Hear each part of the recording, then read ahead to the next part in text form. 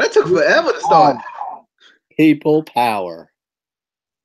Yeah, as you can hear, Casey a little bit under the weather. The whole WrestleMania extravaganza trip, takeover in progress, and all the stuff he went to is then put him a little under the weather. So I'm here to save the day and give you a WWE NXT TakeOver and WrestleMania 34 reviews. But it ain't just me. It ain't just me. You got John Laurinaitis, formerly known as Casey. You got Justin. And you got Brandon here. Also, real quick, before we get into it, if you want to subscribe already or anytime throughout the show, be sure to hit that subscribe button. It should be. I'm going to point in a direction and it's going to be wrong in case you're going to be like, you opposite. I think it's over here. I think. Yeah. All right. It is. Oh, but it should be right here, right in the bottom corner of your screen. I mean, unless yeah. It possibly could be. It's in one of the bottom corners. So check your corners. Check your corners, and it'll be there. So and be sure to share the video if you haven't already as well. But anyway, let's jump into this because this gonna be a good one. This should be a good one. Should be a long one because we got a lot of stuff to talk about. I kind of want to skip WrestleMania after what I watched last night. But anyway, NXT TakeOver. What was we at? New Orleans? NXT TakeOver New Orleans? NXT TakeOver New Orleans. Smoothie King said that's a WrestleMania shirt. That ain't no Nolans. I mean, but it's like a New Orleans Saints jersey. I like it though. I do. I'm impressed. But also real quick, Casey did a couple of videos, I think, about his trip to WrestleMania and what he got and all the fun stuff he did while he was there with no videos and no pictures, so you can live the experience with him. But if you do want to live the experience with him, follow him on Twitter at CaseE87. That's Casey. Well, I also retweeted him on the podcast, so you can just so you can go to any of the Twitters ever. I shared most of the pictures that I saw. I tried to share them to the Facebook page as well, so like that too. But anyway, let's jump into it. Justin actually showed up for a video, by the way. Shot. What? No. I know, right? Like I'm in shock myself. But we're gonna start off with the North American Championship, the newly North American Championship. We had Velveteen Dream, Ricochet, Lars Sullivan, Kill Your Name, and EC3 trying to battle that boy Adam Cole, baby, because you can't be battling that Adam Cole, baby. This match was awesome, though. This is a great way to start this show. You know, a new title coming in. I don't know how I feel about the design of the title. I really have to look at it. Like I've seen a couple of pictures. Awesome. You think it looks awesome? I've seen a couple of pictures, but I haven't really seen it like up close yet. So I'm gonna have to go back and really look at it. I think it's one of the nicest titles ever put together. It's really nice. The only thing I don't like is the thickness of the strap. It reminds me of the tag team titles. Okay, yeah. But this match was awesome. There was a lot of great spots in this match, which is as you expect to get from a ladder match. But I thought it was one of those ladder matches like. And it's weird because we talk about this all the time. It was just booked very well. Whereas, like you see on the main roster, sometimes the ladder matches are dry. You know, like sometimes, like you know, they have their spots in them, but it's always the same old stuff. So I'm always impressed when NXT comes with a ladder match because it's rare too. It's rare to see it. So I think you get a little more excited when you see something like this in NXT. But it was awesome. I love the Velveteen Dream's elbow drop from the top of the ladder. That was freaking really cool. That was awesome. I thought Lars looked good in this match. It looked like, you know, at certain periods he could have won this match. So I really felt like he looked good too in this match. I don't think anybody looked bad. I felt like Ricochet took all the bumps ever in this match. Like this man got killed. That poor man. You got a debut like that? No, Ricochet. But I love seeing him in this match too. I think this allowed everybody to see what he could do. EC3 was good too. EC3 had his chances to win the match too, but it really just came down to Adam Cole, baby, who would become your new and inaugural North American champion. So I'm excited about this. And like this brought up some questions going into the tag team title match, which Adam Cole would be in with Kyle O'Reilly later on in the night, which we'll talk about here in a little bit. So, but this match overall was just really good. I really enjoyed it. Great way to start the show. If you're going to start a show, you know, in any way, I think a ladder match is always a good way to do it to get people excited and ready for the show. But Casey, thoughts on the NXT ladder match that we had that you was there in person. You know, was it different in person? Like like how you feeling? Well, there was actually another match before this. I don't know if it was on. It might have been a recording. Oh no, it was a recording for another NXT episode coming up. So I don't know if I want to talk. It's probably this one that's coming up on Wednesday. Usually that's what they do, right? They record some matches for the next NXT before. So I won't spoil too much, but there is a big debut. So well, I know who it is. Thanks a lot. You spoiled it for some people. I don't know who it is, so don't tell me. Don't tell me. They two big fellas. They two big fellas. So that's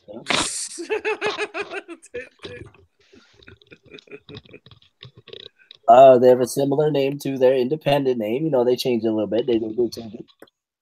Oh, I know who it is. I know who it is. I know who it is now. He'll probably say it. Watch. He's gonna be like, blah, blah, blah, blah. Instead, he's gonna ruin it for Brandon instead of letting Brandon watch it. You know. I'm not saying anything. I know who it is now. He's the human spoiler machine, Brandon. Stay away from him. He's gonna think he knows it, and they get it all totally wrong. I'm just gonna wait. Okay. Yeah, the ladder match was awesome. I was surprised, and a lot of people in the section around me were surprised that it started the show. But definitely, an exciting match. You had,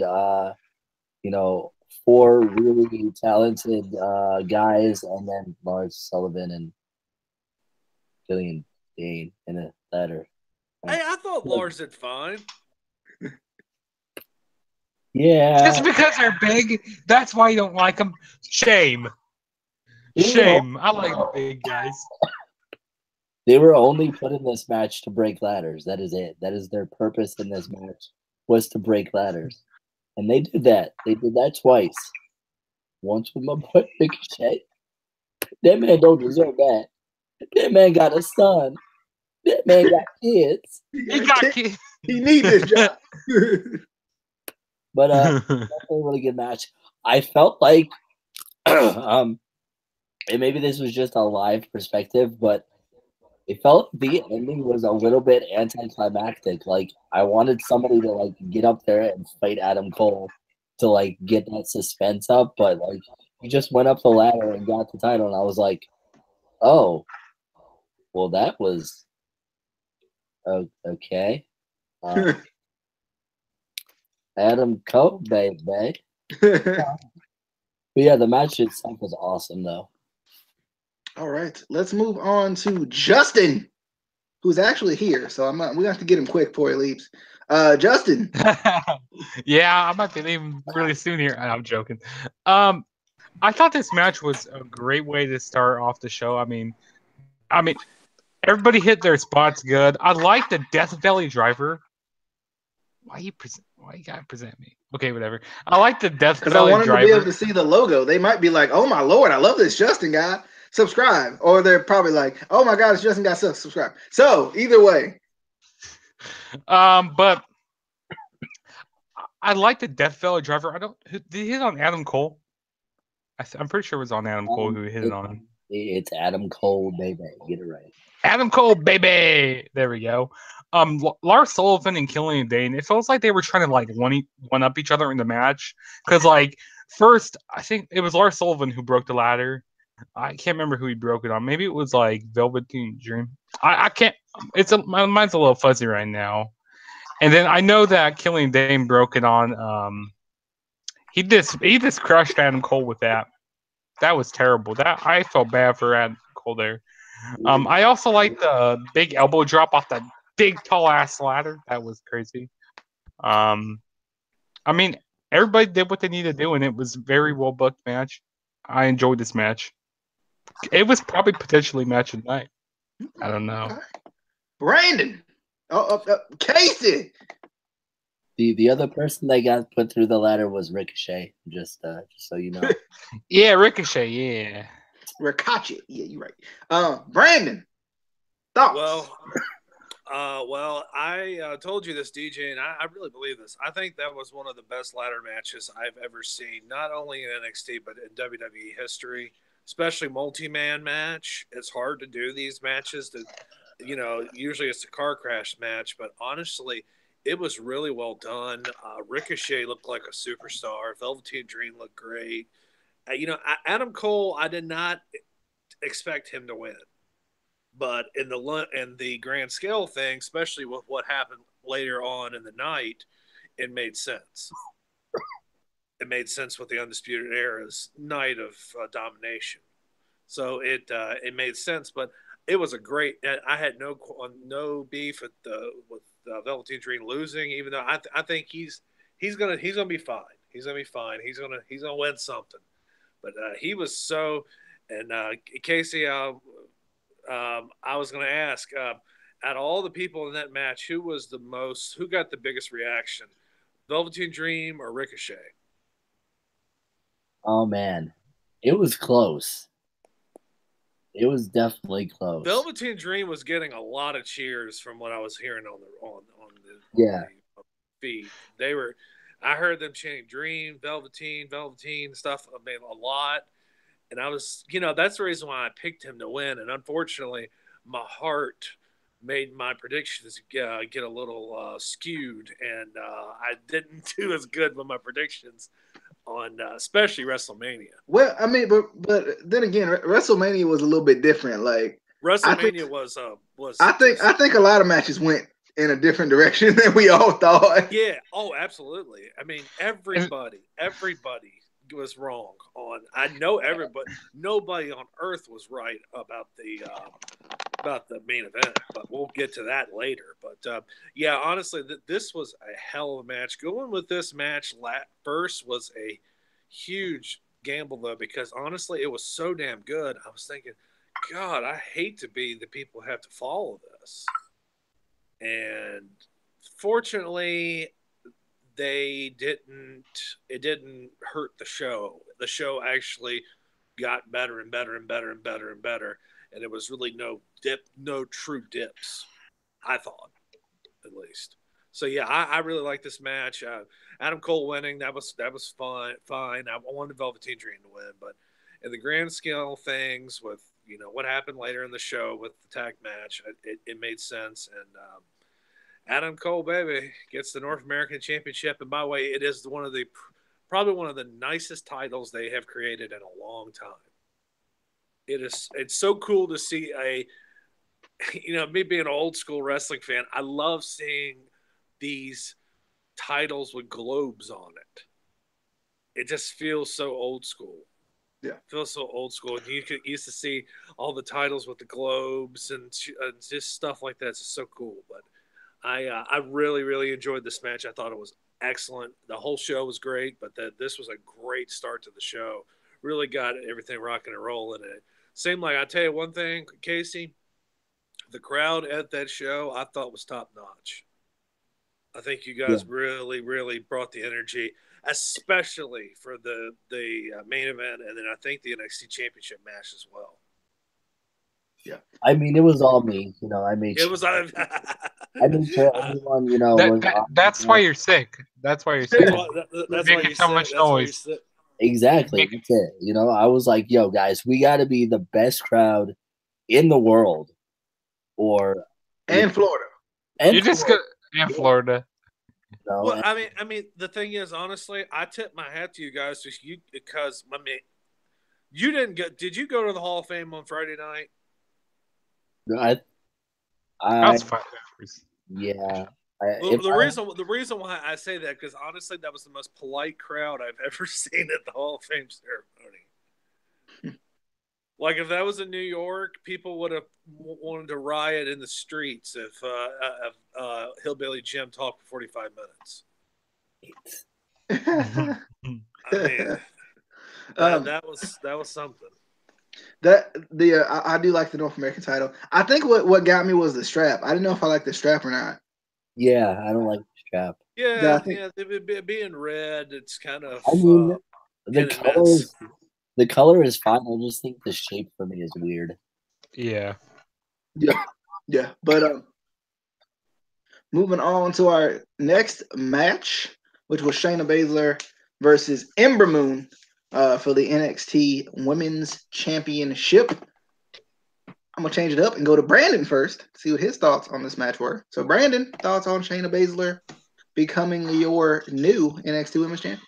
Yeah, I really didn't pay attention to much of this match. I mean, I watched it. It was fine for what it was, but I watched the Supercard Ring of Honor show first, and then I watched the this match because I watched the ladder match. I watched first, and then I watched I believe that was the match against Hangman Page and somebody help me. It was the match between Hangman Page and it was Kota Ibushi. I watched that, and I got distracted because that match was so freaking good. That was such a good match. But then when I saw Shayna and Ember, it was good.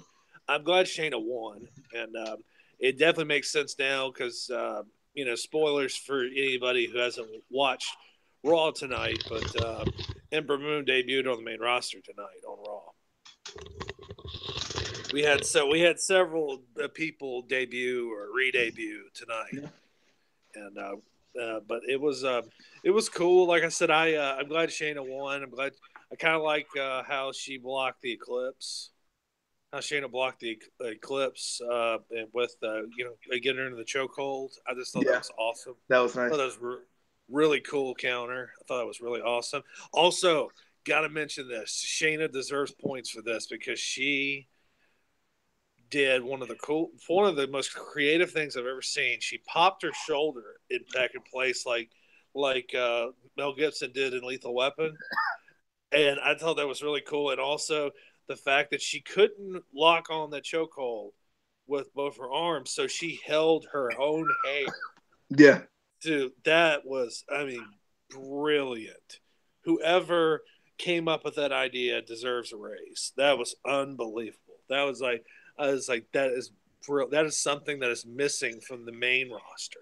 I wish some of the people who worked in NXT worked in WWE too, because that is just great psychology. That's something that is missing in wrestling today. Some parts of wrestling today. That's just brilliant. Yeah, I mean, we saw it on the we saw a similar situation to that on Mania 34. I don't want to get too much into it yet, but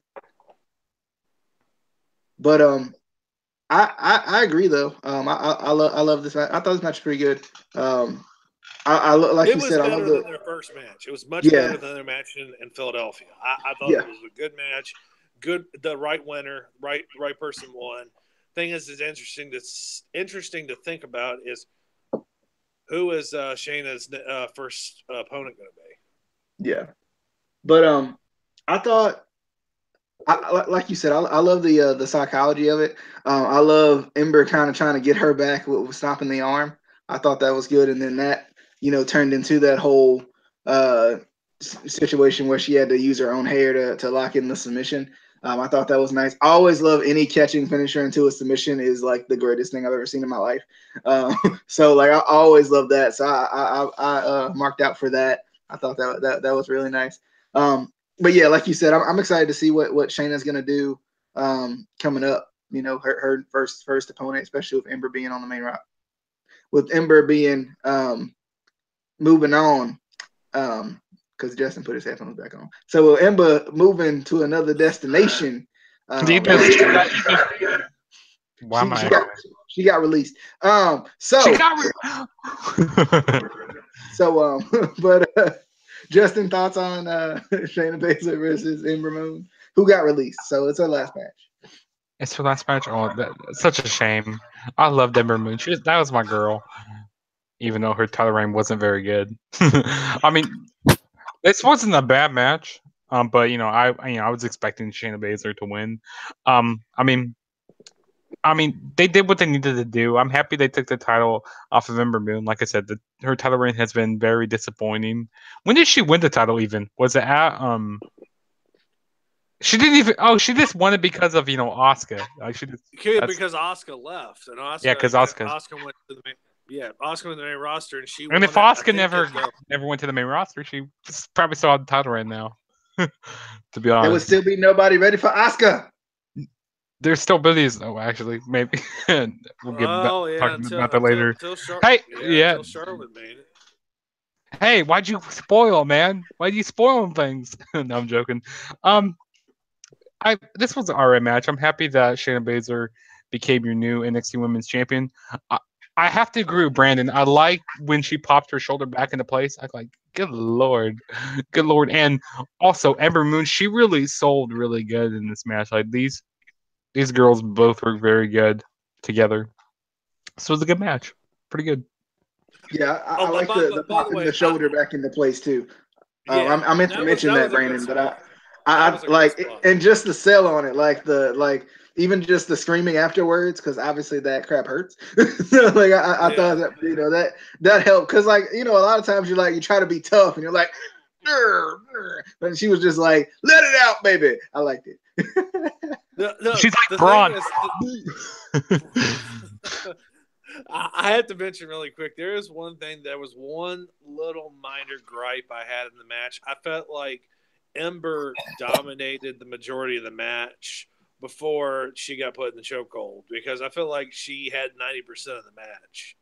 And then Shayna took over like at the very end and then put her in the chokehold. And I kind of felt that, the way the story's been going, I felt like Shayna should have got most of the offense, and Ember had to fight back. And then the babyface does the comeback. Yeah, right? The babyface come back, and then he gets cut off, and then she loses just because, and but that's a very I think that's a minor gripe. I liked it. It was a much better match they had in Philadelphia, and that's how I feel. Alrighty, Casey, thoughts on probably your match of the night? I don't know. My name is John Laurinaitis. I'm here. Are you the executive vice president of talent relations? I am, in fact, the executive vice president of talent relations. And all right, Funk Man. People power. People power. And speaking of people power, I booked this match. I did. So you can thank me, John Laurinaitis. Are you running for office? Kissing hands and shaking babies. Yeah, I think that's right. That is right. Kissing hands and shaking babies. I know how to be a politician. I think this match was good. I don't think it was the best match they could have had, but I did love the storytelling, especially like you guys already got to. So I feel like I shouldn't even talk about it. I feel like I shouldn't. But her, popping her shoulder back in, I thought that was brilliant. At first, I'm sure a lot of people seeing her like just slamming her shoulder into the turnbuckle or into the post were probably confused, because even me, right at when she first did it, it didn't click to me. But then when she did it the second time, I got it. I was like, oh, okay, I get what she's doing. But the first time I was like, why you doing that? Like, why you do it to yourself? But it makes sense. And I think that kind of adds to her character. She was an MMA fighter. If she has an injury like that, she would know how to, put it back, I guess. So I definitely like the storytelling. I like how she kind of sold the shoulder too. I think obviously the right person won. Hopefully she gets a pretty long title run, and I hope they do the dominant champion like they should, because nobody is ready for Shayna. Not even Asuka. Asuka didn't even. That's why Asuka went to the main roster. She wasn't ready. She was afraid. Moving on to the triple threat tag team match for the NXT Tag Team Championships and the Dusty Rhodes Tag Team Classic Trophy. I'm still wondering about that last little bit. Did they win though? Does that mean they won't end it? They won't end the tournament? So does that mean they got the full tournament bye? So they win? But they won't end it. But they want a participant. But they won this, and the stipulation was that if you win that. So how does it work? But anyway, this match right here, I liked it. I thought it was good. I love when I love. I really freaking loved watching this whole. I'm laughing at Casey and I can't concentrate. But but I love when Roddy and Pete Dunne got control. That was what I was trying to say. When Roddy and Pete Dunne got control, and it like really felt like they were gonna win. Like because throughout this whole tournament, that's been the story. Like even though they're enemies, even though they're rivals, they work so well together. So I love that they kind of had the control at the end, and then Roddy did what he did, turning on Pete Dunne. And I wonder what's that going to start between them, because it even seems like Roddy's going to become part of Undisputed Era now. So now I'm wondering, like, and that's good because it brings back an older storyline too. But now I'm wondering, is that going to turn into a title over the feud again? I mean, a feud over the title again, I should say. Is that going to turn into a feud over the title? Or is it just going to be a feud?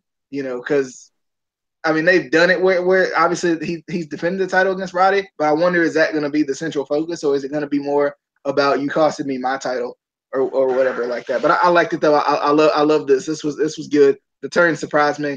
I think, was it during this one I was on a video call, or was it Mania? I don't think it was. I might have been on a video call on this one, too. And, okay. Because I remember I was like, no! like that's my typical reaction to heel turns. But I love it, though. Let's jump into Justin and see what his thoughts on the Triple Threat Tag Team match. You know, I thought this another great match on this show. Like, there were no bad matches on the show, to be honest with you. But I love that heel turn. I mean, I wasn't expecting that. Like, that was like, because me and DJ were in a call together. Like, we were so surprised when that heel turn happened. Like, I'm happy that they did that because that can extend the feud with them. I thought this was a really good match. I mean, the Authors of Pain, they really dominated this match like early on, and then, you know, of course, we had to come back with Pete Dunne and Roderick Strong. You know, that was really good. And Adam Cole, he got taken out of the match really early, which, I mean, it doesn't surprise me because, you know, he already fought earlier in the night. So, you know, he went, you know, he had to rest outside. You know, he had to get his rest, you know, because he don't want to wear his tank out. Or, I don't know. I don't know what I'm trying to say. They don't want to wear him out. Like, he has to fight the rest of the year. Like, they don't want to wear him out. I don't know, but it was a good match nonetheless. It was a really good match. I enjoyed it. And the Undisputed Era is the Dusty Road Tournament champions. True. That full tournament buy though. that's that new thing. That full tournament buy. That's you know, that's when you know you good. That's the new thing. They get their Roman Reigns treatment. Well, after last night, I don't know about. Anyway, Casey, are you ready to give your thoughts on the match? Because I can see you, I can't see Brandon, so I don't know if he's here or not. He might have went to the bathroom, get some drink. But Casey, thoughts on the Triple Threat Tag Team match? How you wear somebody's tank out, though?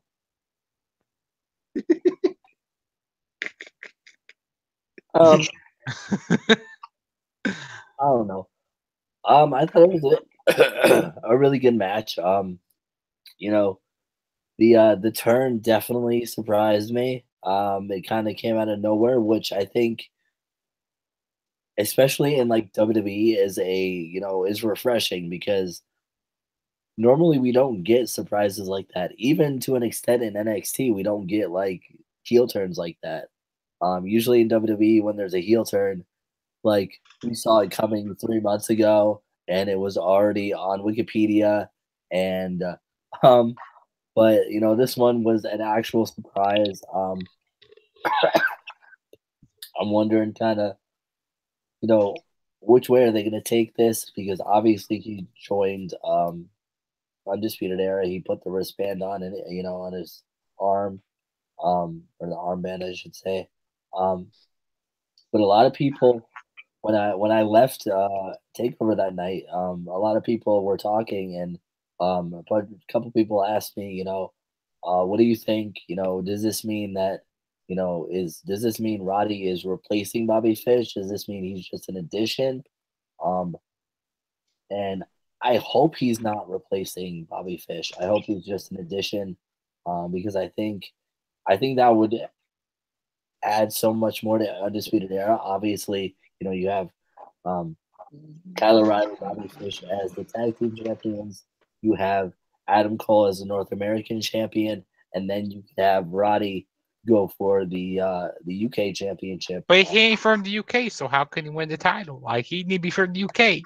I mean, it's like how they put that dude from Scotland in the North American title match. Scotland, it's in North America somewhere in there. Somewhere in the territories. Trump bought it. That's what it was. Trump bought it. But Brandon, thoughts on I'm gonna say the North American Tag Team title match. You know what? New titles already. There's too many titles.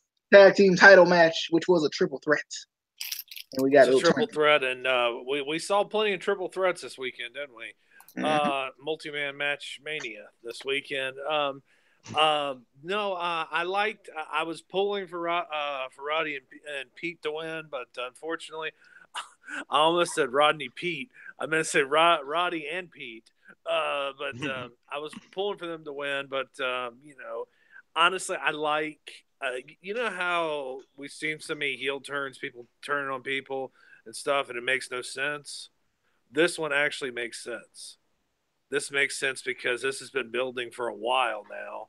And Roddy, now I don't think he is replaced. Casey, I'm going to piggyback on what you said earlier. You said, I don't think he's replacing Bobby Fish. I think that he's being added into the group to kind of take over his spot for the time being. But when he comes back, they're going to be a cohesive 4-man team.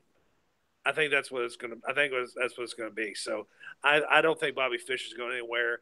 I don't know if you guys sometimes watch like the backstage stuff after Takeover shows, where they'll interview some of the guys after the match, and it's like sometimes really brief little promos. But they had all 4 of them in the back: Bobby Fish, O'Reilly, and had Adam Cole, and he had Roddy down back there as well. And they never even said a word. They just they whispered to each other and about why did you turn on Pete, and why did is this mean you're joining the Undisputed Era? And then they just walked away.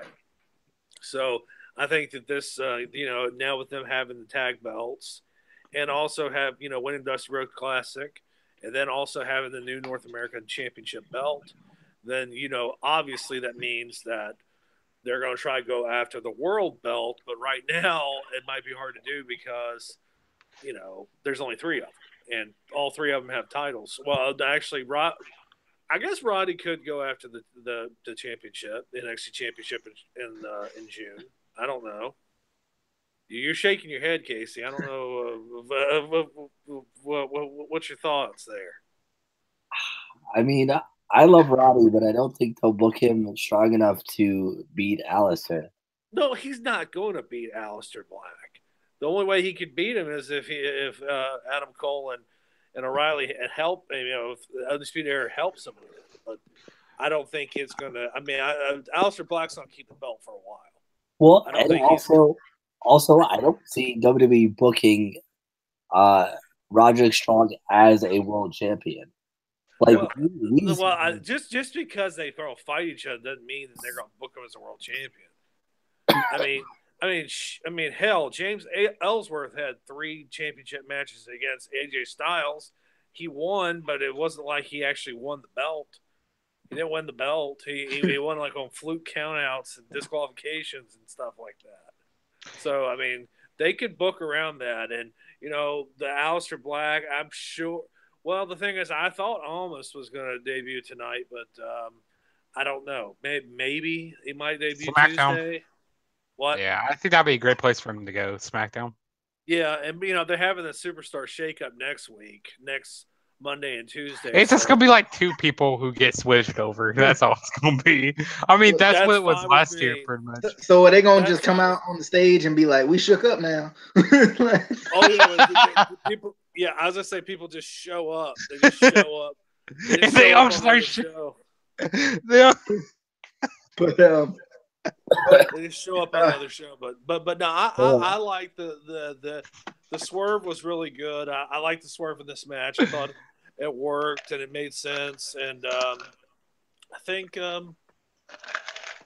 it's gonna be pretty good. I think it's gonna be pretty good TV going forward at NXT. Honestly, I'm a little more invested now, or I'm a little more interested in watching NXT now than I am watching, WWE in the immediate future after the next week or two.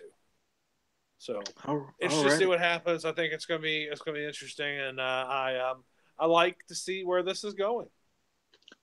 same here as we move on to Aleister Black versus Andrade Cien Almas for the NXT Championship. He was robbed, dang on it. He was robbed. He was robbed. He was robbed. He was Hey, one more robbed. thing. One more thing. They got screwed Zelina up. came in. She jumped in. He was robbed. DJ, one more thing. You can't do it. You wanna know what? DJ? He was robbed. He was robbed, and he was robbed. True. Hey, Casey. I'm not the kind of guy who likes to say "I told you so," but Justin, DJ, both, we told you so. That's because he is above NXT. Andrade Cien Almas, the greatest NXT champion of all time besides Neville, is above NXT. That's all that is. It was, he in his prime right now. He gotta go to the next level. He gotta go to the next level. Hold up. They're shooting towards the moon right now. Wait. Towards the moon. 1 second. Hold up. The difference between Andrade and Aleister Black beat Andrade without any injuries. The only reason Andrade won the title is because Drew got hurt. Because he deserved to win the title. If Drew didn't spend most of his time in a freaking hospital bed because he's injured, then he wouldn't have to worry about losing the title. Anyway, this match though, it was good. I loved it. I didn't love the result because shame on them. This is terrible. It's terrible booking. They booking the greatest wrestler in NXT history like this. Shame. But anyway, other than that, this match was great. I have some good news though. Are you ready? Are you ready?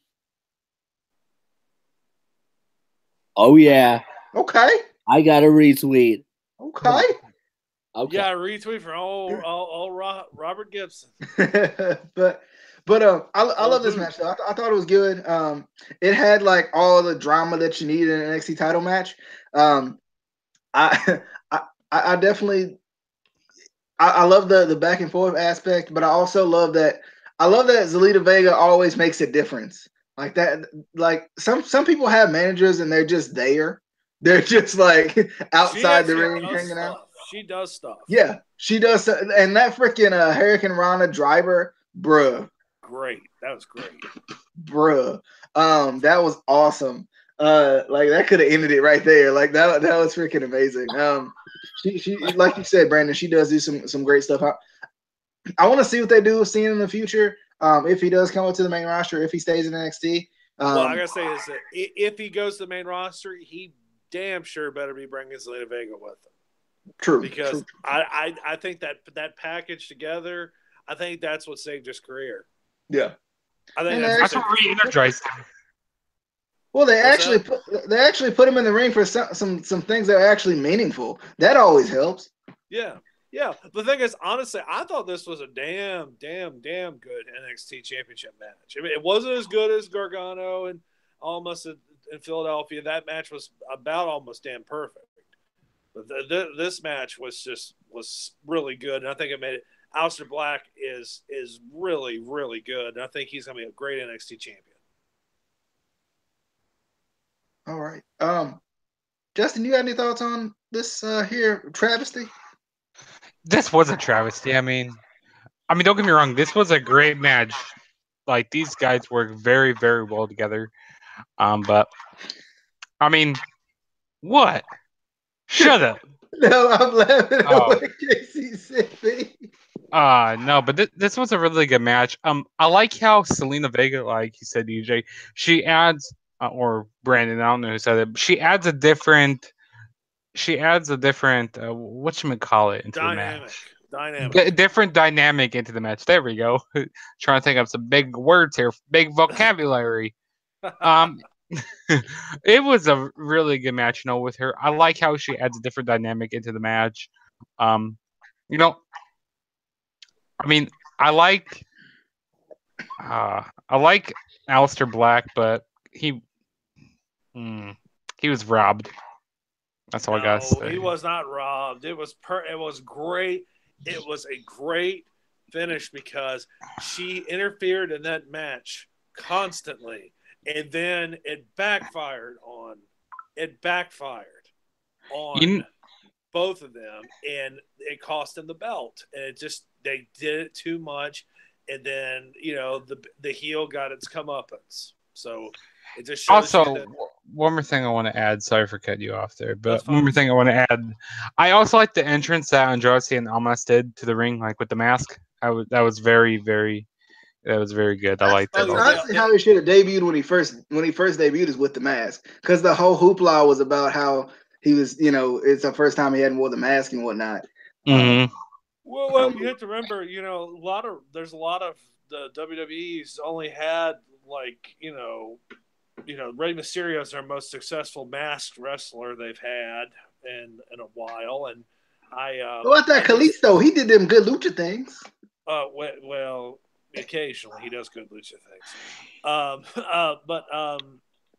No, this was great. I did like the El Santo kind of homage, because that was an homage to El Santo, who was one of the legacy inductions in the Hall of Fame on Friday. So that was pretty cool. I did some research on El Santo. He actually only unmasked one time in his entire career in public, and he actually was buried with his mask on. Really? So that guy lived his gimmick, and it was cool. It was a great match. I thought it was paced well. I thought both guys did some great stuff. I think Zelina really was like one of the stars of the match as well. Besides, obviously, Cien Almas and Aleister Black, and I thought it was great. The only thing, I think Aleister Black is really, really good. The only thing is he is not a great promo, and it has a lot to do with his accent. I think his accent's really, really. Oh, really, okay, really okay, so, okay. Vince McMahon on Cesaro. No. Well, no, I'm not going to say he's too Swiss. Speaking of Vince McMahon, he's too finished. But no. Honestly, he is not the greatest promo in the world, but the dude has a great look, and he's really good in the ring. Speaking of Vince McMahon, I'm turning into an old man. I'm just saying that it's just he's not the he's turning into Vince McMahon, ladies and gentlemen. No. But speaking of Vince McMahon, I heard that they might be trying to sign Del Rio again.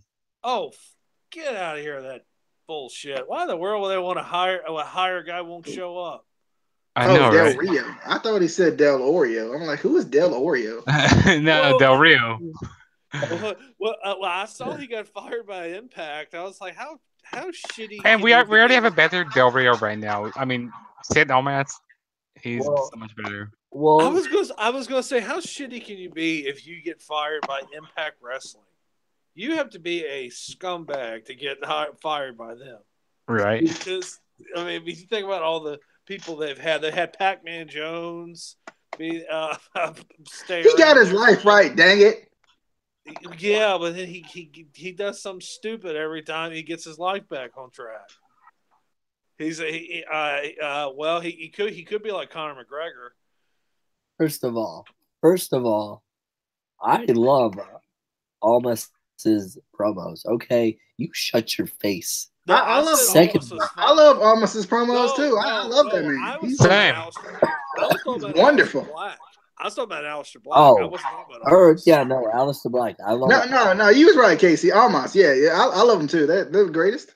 Well, I mean, Almost's promos are fine. He does have. I mean, my thing is, I think Aleister Black with his accent, I think it's a little harder to, his promos aren't that great. But the guy really just has all. The entrance is great. The music is great. I think he's fun. I think his promos are great. They're okay. Now, I mean, his entrance, I don't know what they be saying. What is that? That's what they say. Have you heard the song? I like his song. I like it. I just don't know what to say. No. Aleister Black has good promos. Y'all shut your faces. I just said that. God, this man don't listen. This man don't listen to words. Almost's promos are only good because of Zelina Vega. You shut your mouth. Zelina Vega makes it work. And speaking of Alberto Del Rio, he was supposed to be at the Impact versus Lucha Underground show. It didn't show up. Yeah. And then he had to change it to a triple threat match. Well, I was gonna say, honestly, if you wanna have independent booking, have this is a match you should have. You should have Alberto El Patron versus Low Key, and whoever shows up wins. And the special guest referee would be Scott Hall, and the timekeeper would be Jake Roberts. I mean, I have a better chance of showing up. No. Well, that's a little much now. I think we all have more. Hold on. It's gotta be a triple. It's gotta be a triple threat match because you have to have Sid Vicious in there. Oh God. Sid Vicious has half the green. No. Moving on, please, Lord. No. What are we? Are we moving on? We are to Johnny Gargano versus Tommaso Ciampa in an unsanctioned. But I mean, it was unsanctioned. You're supposed to take the arena out. You gotta take everybody out the arena. You take the referee away. An empty arena match would have been great between these two. That would have been awesome if they would have done that. And then fans wouldn't been able to see him though. Yeah, with the fans. You watch it on the network, you dummy. I was gonna say the fans made that match even more epic. I really think they really made it more epic. The crowd reaction was great. Yeah, it was. I love this match. I was expecting nothing less between these two. I was cheering so hard for Tommaso, even though I wanted Johnny to win because I wanted him to come back, but I wanted Tommaso to win because I love Tommaso. It was like there was so many feelings. I didn't know how to feel. But I loved it though. I thought it was good. Like you said, the emotions in this match were great. The storytelling in this match was great, with this being unsanctioned and Tommaso trying to fulfill all the things that he promised he would do to Johnny, and Johnny trying to get his revenge. I loved it. Obviously, Johnny won. No, Johnny won, but he is reinstated though, so I'm happy about that. But he won. No, but I'm excited to see where this feud continues to go, because they should definitely keep this going because it's been amazing and the best book feud like in like life. Casey, thoughts on the unsanctioned match of the So in an unsanctioned match, you still have all the same rules except the referee wears a black shirt. So that's how you know. True. Yes. He has his UFC gear on. I thought it's definitely a good match. Anytime you have guys who are, such good friends in a match, they know each other so well. They ain't no friends. They enemies. That's why they ain't this unsanctioned match, man. They're frenemies. Kayfabe. No, there ain't no kayfabe. Kayfabe is dead. Kayfabe is always alive. DJ, they're frenemies. True. So you're telling me they aren't friends? No, they ain't no friends. They enemies. They don't like each other. They hate each other. I mean, he broke the man's knee, and then he came back and he lost his job. No, they ain't friends. You ain't friends to friends who do your friends like that. Friends.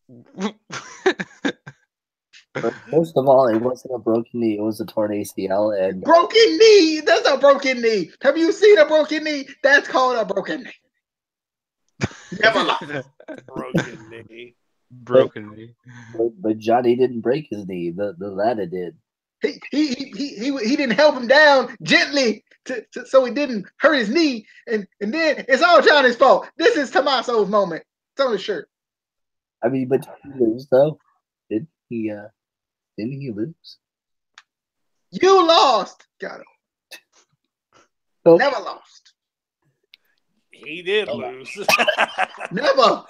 But yeah, I like the match. I like the storytelling. I like how they did throwbacks to their past match where they sat in the ring and kind of hugged each other. Where you thought they were going to do that, but Tommaso tried to grab the knee brace that he had taken off and hit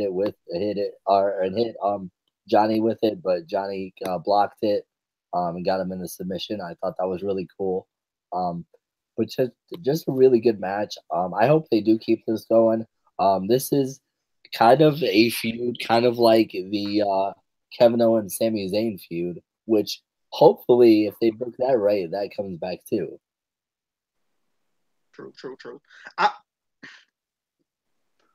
Moving on to Brandon, because I was going to say some words. I forgot the words. So I'm not going to say the words that I forgot, because obviously I can't say the words that I forgot. Brandon.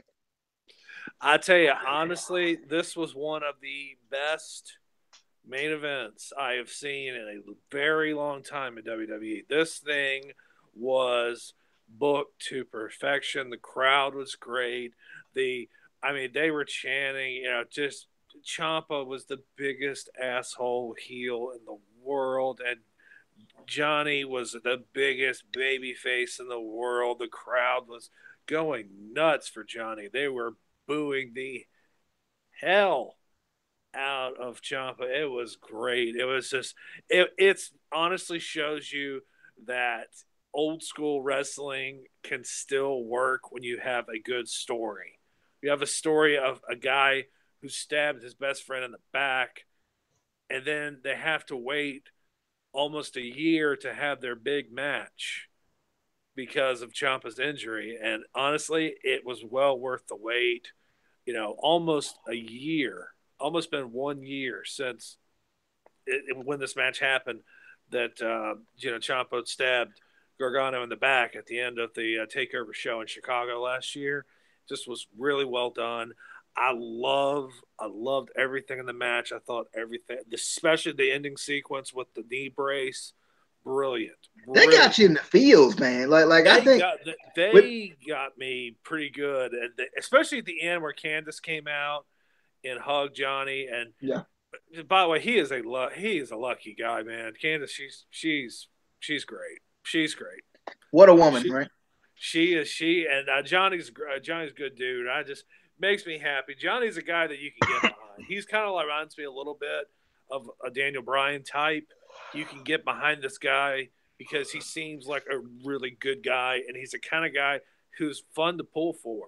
It just shows you that baby faces in wrestling still can work. Still can work today. Baby faces have been booked like dog shit for so long in WWE, but guys like Gargano and guys like Bryan shows people you can get behind baby faces and they can get cheered. So, that just shows you how good Gargano and Ciampa both it was amazing. It honestly capped off one of the best TakeOver shows I've ever seen. It was so well done. Everything about it was great.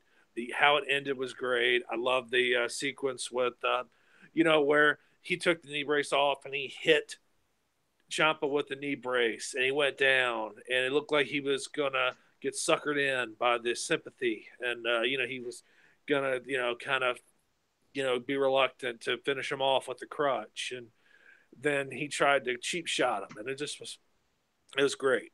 It was great. When he sat down, I was like, oh man, he's gonna get suckered in. He's gonna lose because he was stupid. He was a stupid baby face. But he did get suckered in. He ducked. He got the win. The baby face won. Just shows you that baby faces can win in wrestling. It's not always heels win and everybody goes home pissed off. It just shows you that that was such a good payoff to that. I know some people thought Ciampa was actually going to win, but I'm really glad that Gargano got the W. Casey, you got some words. I do. No, I'll give it to you. No, Dennis is a lovely lady. She's lovely. But have you seen my best friend Bobby Hayden? Have you seen her? My best friend. Could you even see her face? That's mean. That's mean, bro. I met Bobby Heenan before. He's a tiny guy. The man, he just in the right position. You know, that's all I'm saying. Like, you know, you have to look up, but you can't see nothing because. Bro, you talking about my best friend now. I'm like, how you talking about my best friend now? You know, and I don't think Rosemary appreciate. I don't think Rosemary appreciate that picture you took there. I think she appreciate that.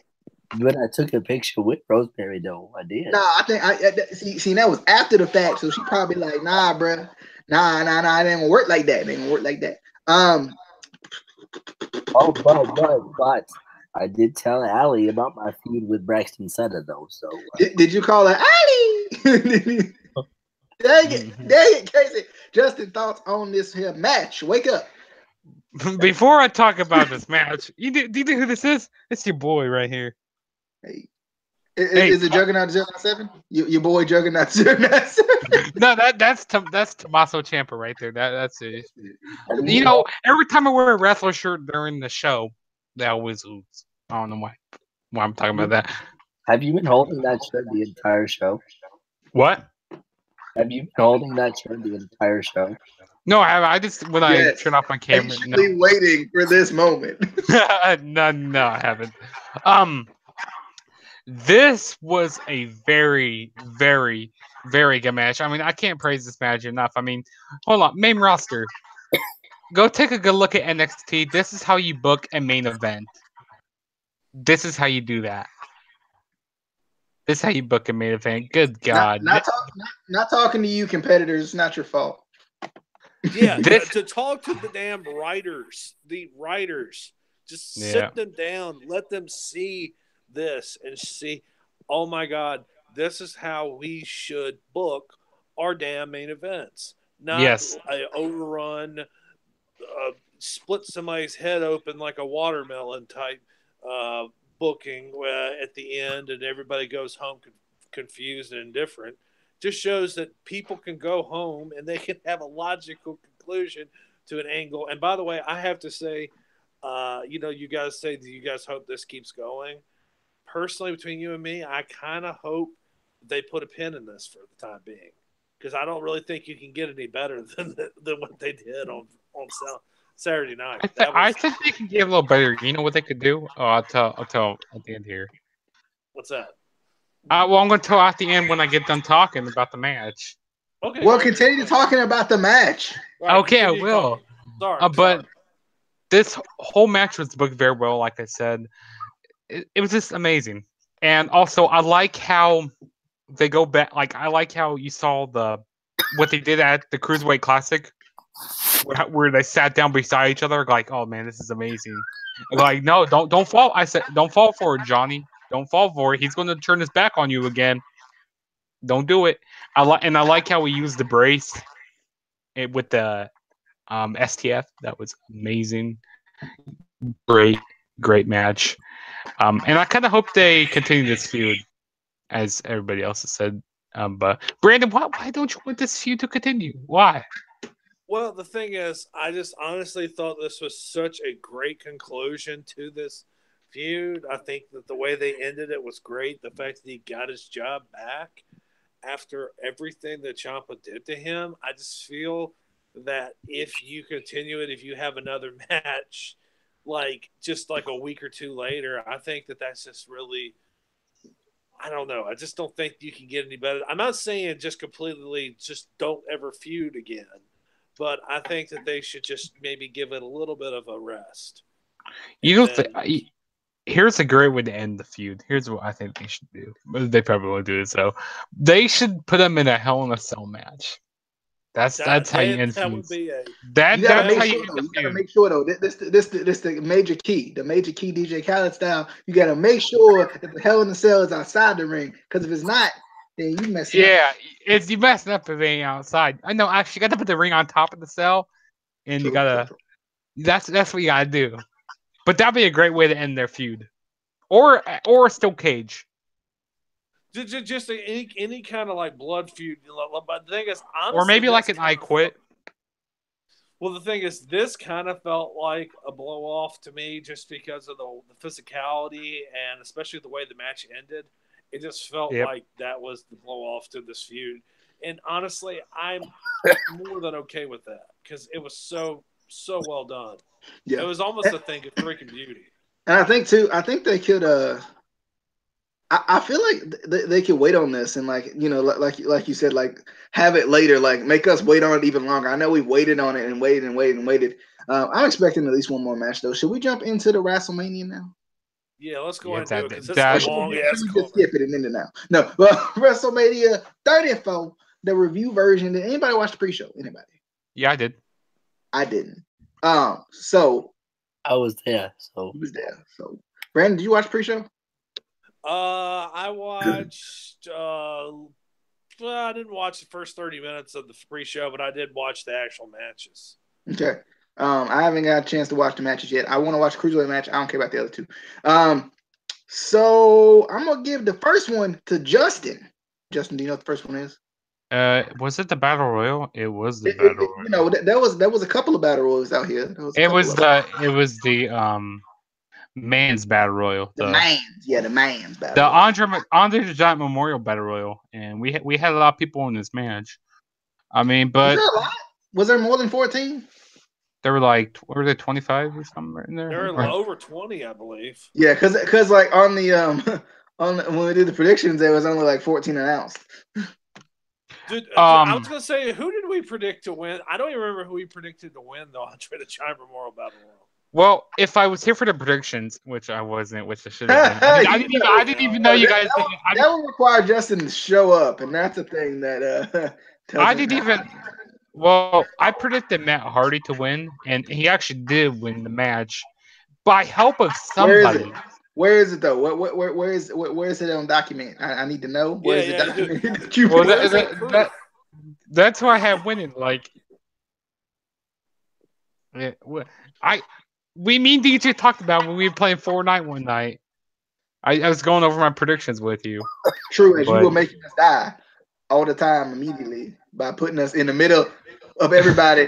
Hey, let me talk about this match. But, Matt Hardy won the match by help of somebody, by help of Bray Wyatt of all people. Like they just got done doing their big compound, match. Like what? Like, I mean, I guess Matt Hardy woke Bray Wyatt up. Well, yeah, he's Brother Bray now. He's Brother Bray. Brother Bray. He should be brother. He should be Brother Harris. Brother Harris. Brother Harris. No. I mean, this was your typical battle royal match. I mean, we saw R-Truth doing the Block Boy JB, doing his dancing in there. I mean, we saw Goldust in there. We saw Scott Dawson. We saw, the rival in there. Was R-Trizzle up in there? Was the R-Trizzle? Was Little Jimmy in there? Yeah, Little Jimmy. I saw Little Jimmy. He was in the Final Four. Okay. I mean, we had Kane in there. He was choke slamming people around. Dolph Ziggler. I think I already said him. I don't know. Baron Corbin. I thought he was going to win it again. I mean, he eliminated Kane like he did a few years ago. But they actually did. Hold on, give me a second. But no, it was a good match. Casey, talk about the match. Don't tell me what.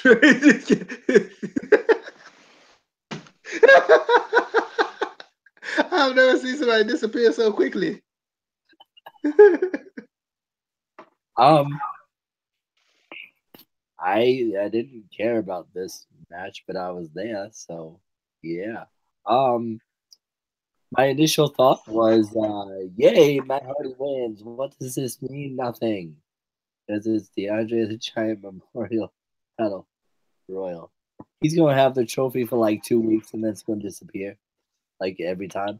But I do. He should put it in the Hardy compound. We should see it every time they go to the Hardy compound. He should put it on top of his lawnmower.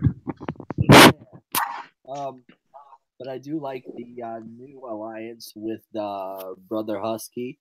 I like that, I wonder what they're gonna do with that. I mean, who is nothing? I'll give you a spoiler alert. They will do nothing. So Rebby's gonna come back and she's gonna be Sister Abigail. But I need to know. What I need to know is when is King Maxwell's debut, and out of this team, which one is Shawn Michaels and which one is Marty Jannetty? I need to know. Well, I think we know who the Jannetty's gonna. The Jannetty's gonna be Bray. And I think the Jannetty's gonna be both of them, honestly. Yeah, it does. Matt's actually. Well, actually, I can't say that. But Bray actually has won the WWE Championship as recently as last year. That's hard to believe. Actually, it's really hard to believe. But no, I'll tell you I don't know. It's just that Andre Battle Royal. It's just hard for me to really care about it after doing absolutely F all with it the last 4 years. It doesn't make me think they're going to do anything else with, especially Matt Hardy. Basically, it's just a comedy character now. So I don't know. Nothing about it really gets me excited for anything to come in the future. Okay.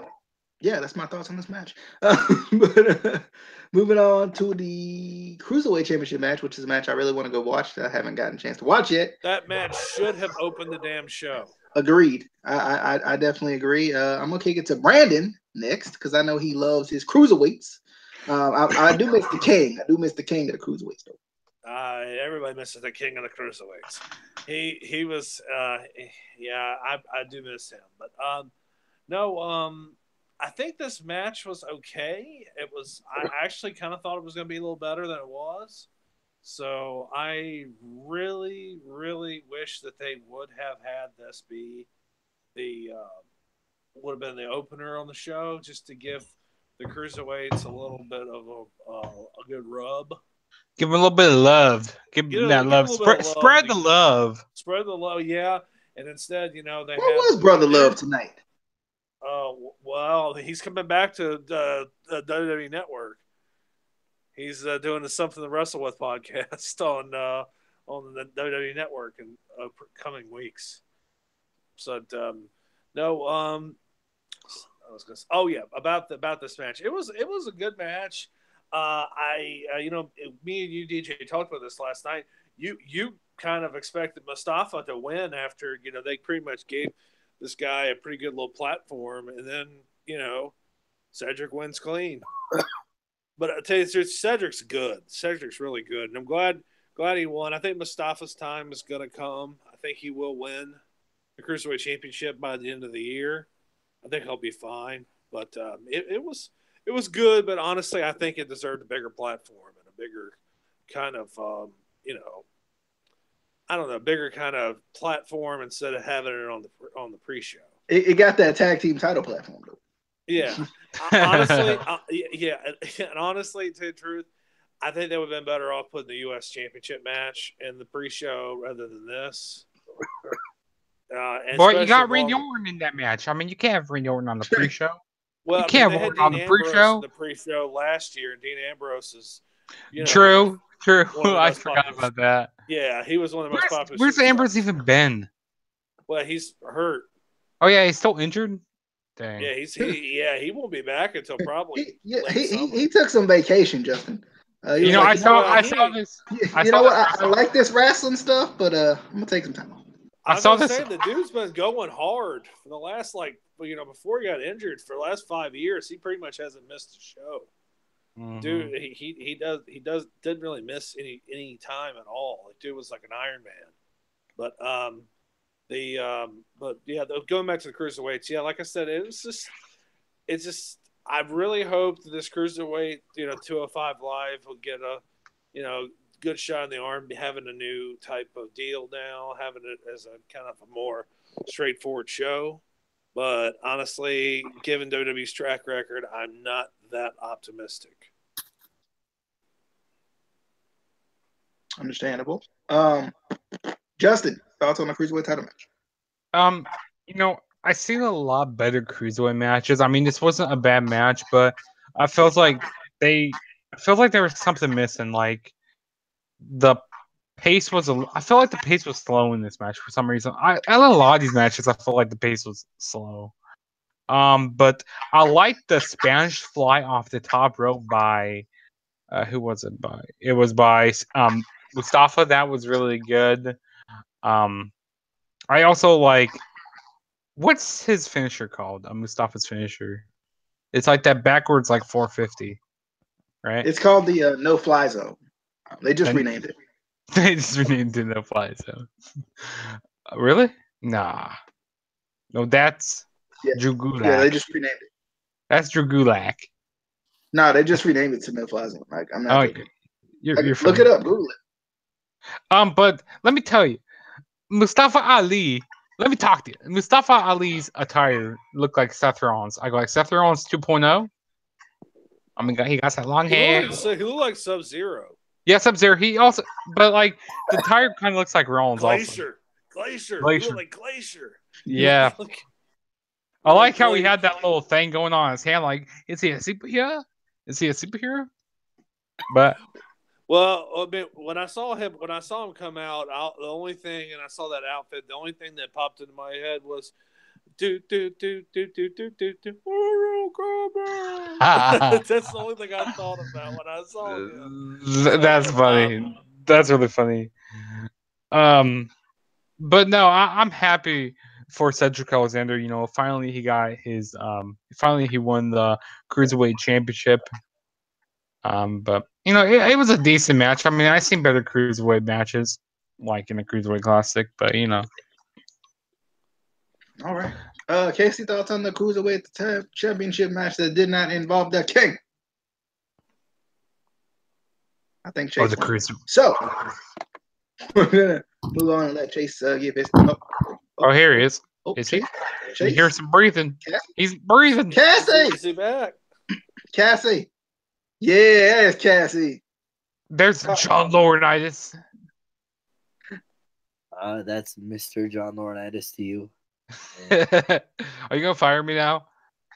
You're fired. First of all, I don't think any title ever should be on the pre-show. You are trying to build these titles up to make fans care about them and feel legitimate. That does not work when you put them on the pre-show that most people don't watch. And it's not making more people watch because you're not getting more views on the pre-show. It's not working. So I don't think they should put it on the pre-show. I thought this was a good match. Am I the only one? I probably am the only one who, when Mustafa Ali came out, I immediately thought of DJZ with the light bright mask. Yeah, that's what I got. That's what I was thinking about. Like, he looked like DJZ. He looked like Seth Rollins. He looked like Glacier. Like all them people combined. Wow, you literally just said that because I said that. No, you didn't say Glacier. You just added DJZ because I said DJZ. Yeah, but like he knows it. He's like, I know. What? No. What? But yeah, I definitely liked the match. It was really good. Actually, my favorite part, and I don't know if you guys got this. I haven't watched the actual show on the network, so I don't know what they cut out, what they filmed for the actual pay-per-view. But after the pin, Cedric immediately hugged Mustafa Ali, which I thought was really a good touch to that, because even in Mustafa Ali's promo that we were talking about, he mentioned, that yes, we're friends, but in this match, friendship is out the window. So I like that Cedric, right after the pin, immediately hugged him when they were still down, kind of showing, hey, we are friends. We've gone through a lot together.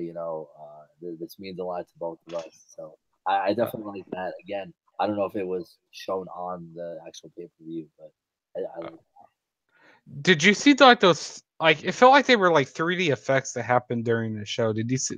Was that actually live in the stadium? Those were terrible. God, I liked a few of them. I liked the one with Asuka. I liked the one with I like this one with DJZ. I mean DJZ. I mean Mustafa Ali. Hey, what are you talking about? They had 3D effects. It looked like a movie. Kind of looked like a movie. This stuff was coming out here. They did it during Asuka's entrance. I know. I know they did it during Mustafa's also. Are you talking about on the set, the video screen thing on the set? Yeah. They did kind of 3D effects. It's pretty cool. I liked a few of them. I'll have to look. I like the Oscars. I like Undertakers. But moving on to the last part of the pre-show, which is the women's battle royal that Charlotte did not win. But anyway, I just read the first name there. But Brandon, should I go to Brandon first? I'm going to Brandon first.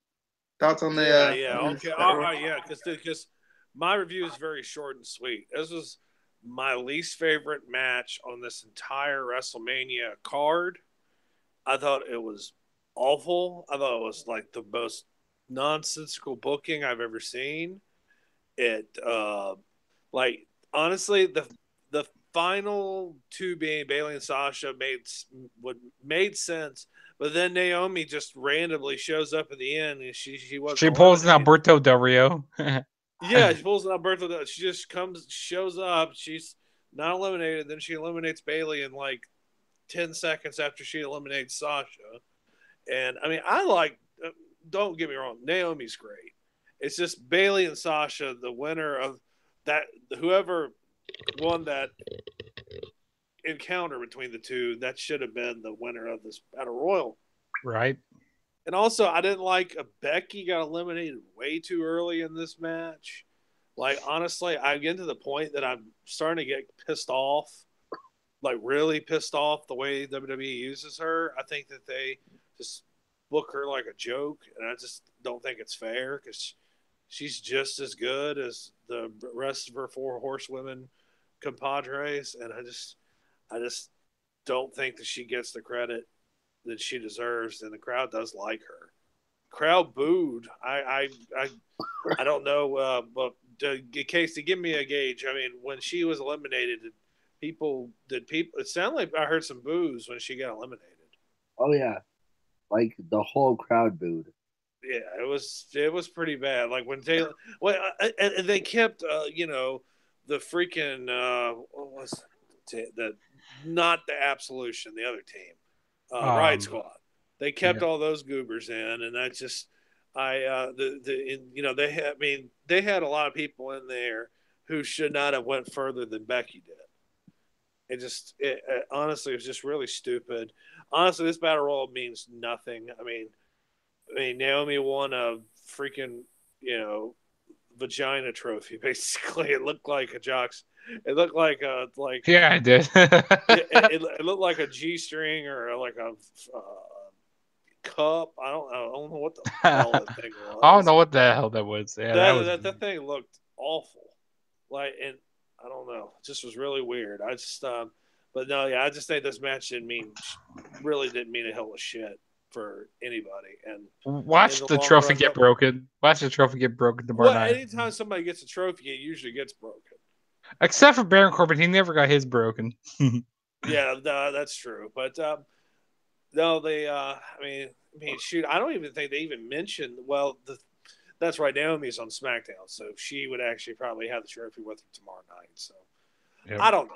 It's just honestly, I just think. Or she probably won't ever bring it, and they won't ever mention it again. Yeah. Which they shouldn't ever mention this again because that was. No, I mean, just honestly, I don't think it really meant anything. 1 year from now, or even a month from now, nobody's gonna remember it. So that's just how I feel about it. Alrighty. Justin. No, actually Casey, because he got a weird look on his He face. got some weird look on his face. Yeah, it does. I mean, but that's his normal face though. So Got it. Casey's got his Robert De Niro face on right now. Whose man's is this? Brandon, I thought we were friends. I did. I thought, I thought we saw eye to eye. I did. But apparently we don't because Ruby Riott is not a goober. You take that crap. I forgot that you like Ruby. No, I wasn't talking about Ruby. It's funny because I actually think that the Riot Squad is better overall than Absolution. I think Don't say that. No, not Absolution is a joke. I love Absolution. I love Mandy. That's the only one who I like. You and Corey Graves are the only two people who like Mandy Rose. You don't like Sonya Deville? Come on now. Sonya. Oh yeah, bootleg Ronda Rousey. Bootleg. That's funny. Bootleg Sonya Shayna Baszler. Ever since I saw her do that Gold Dust match in the mixed match challenge, I fell in love with Mandy Rose. Yeah, I'm sure it was because of the match. It was the match. Like,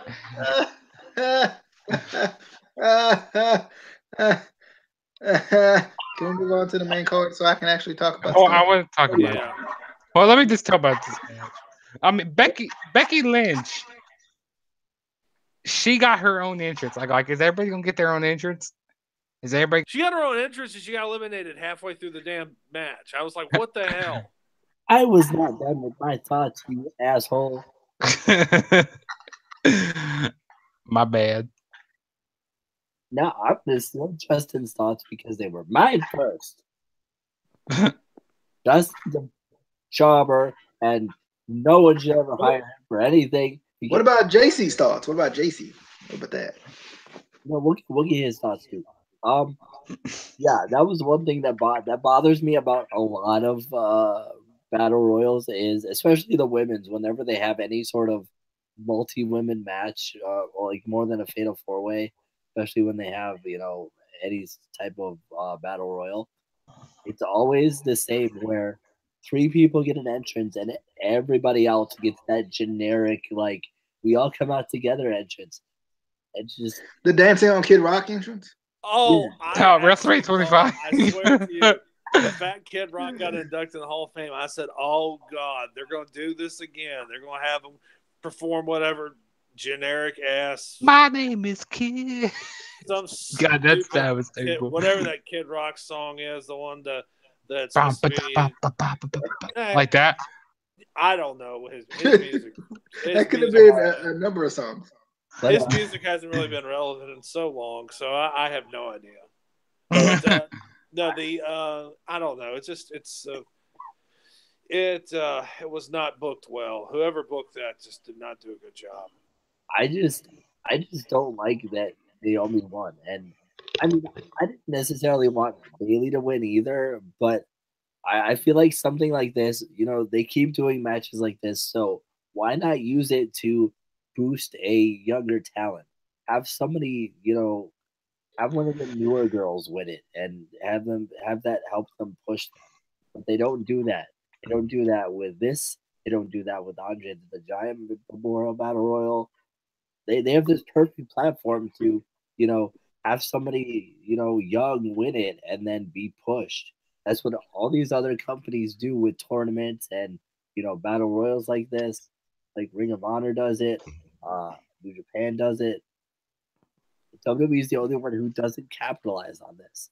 You think it's about WWE? Anytime they've ever done a tournament, any kind of tournament, especially like for a main or a big tournament at a big pay-per-view, they usually always overbook the crap out of it, and they do a horrible job of it. And I mean, the only time I ever can remember them doing a good, I don't know what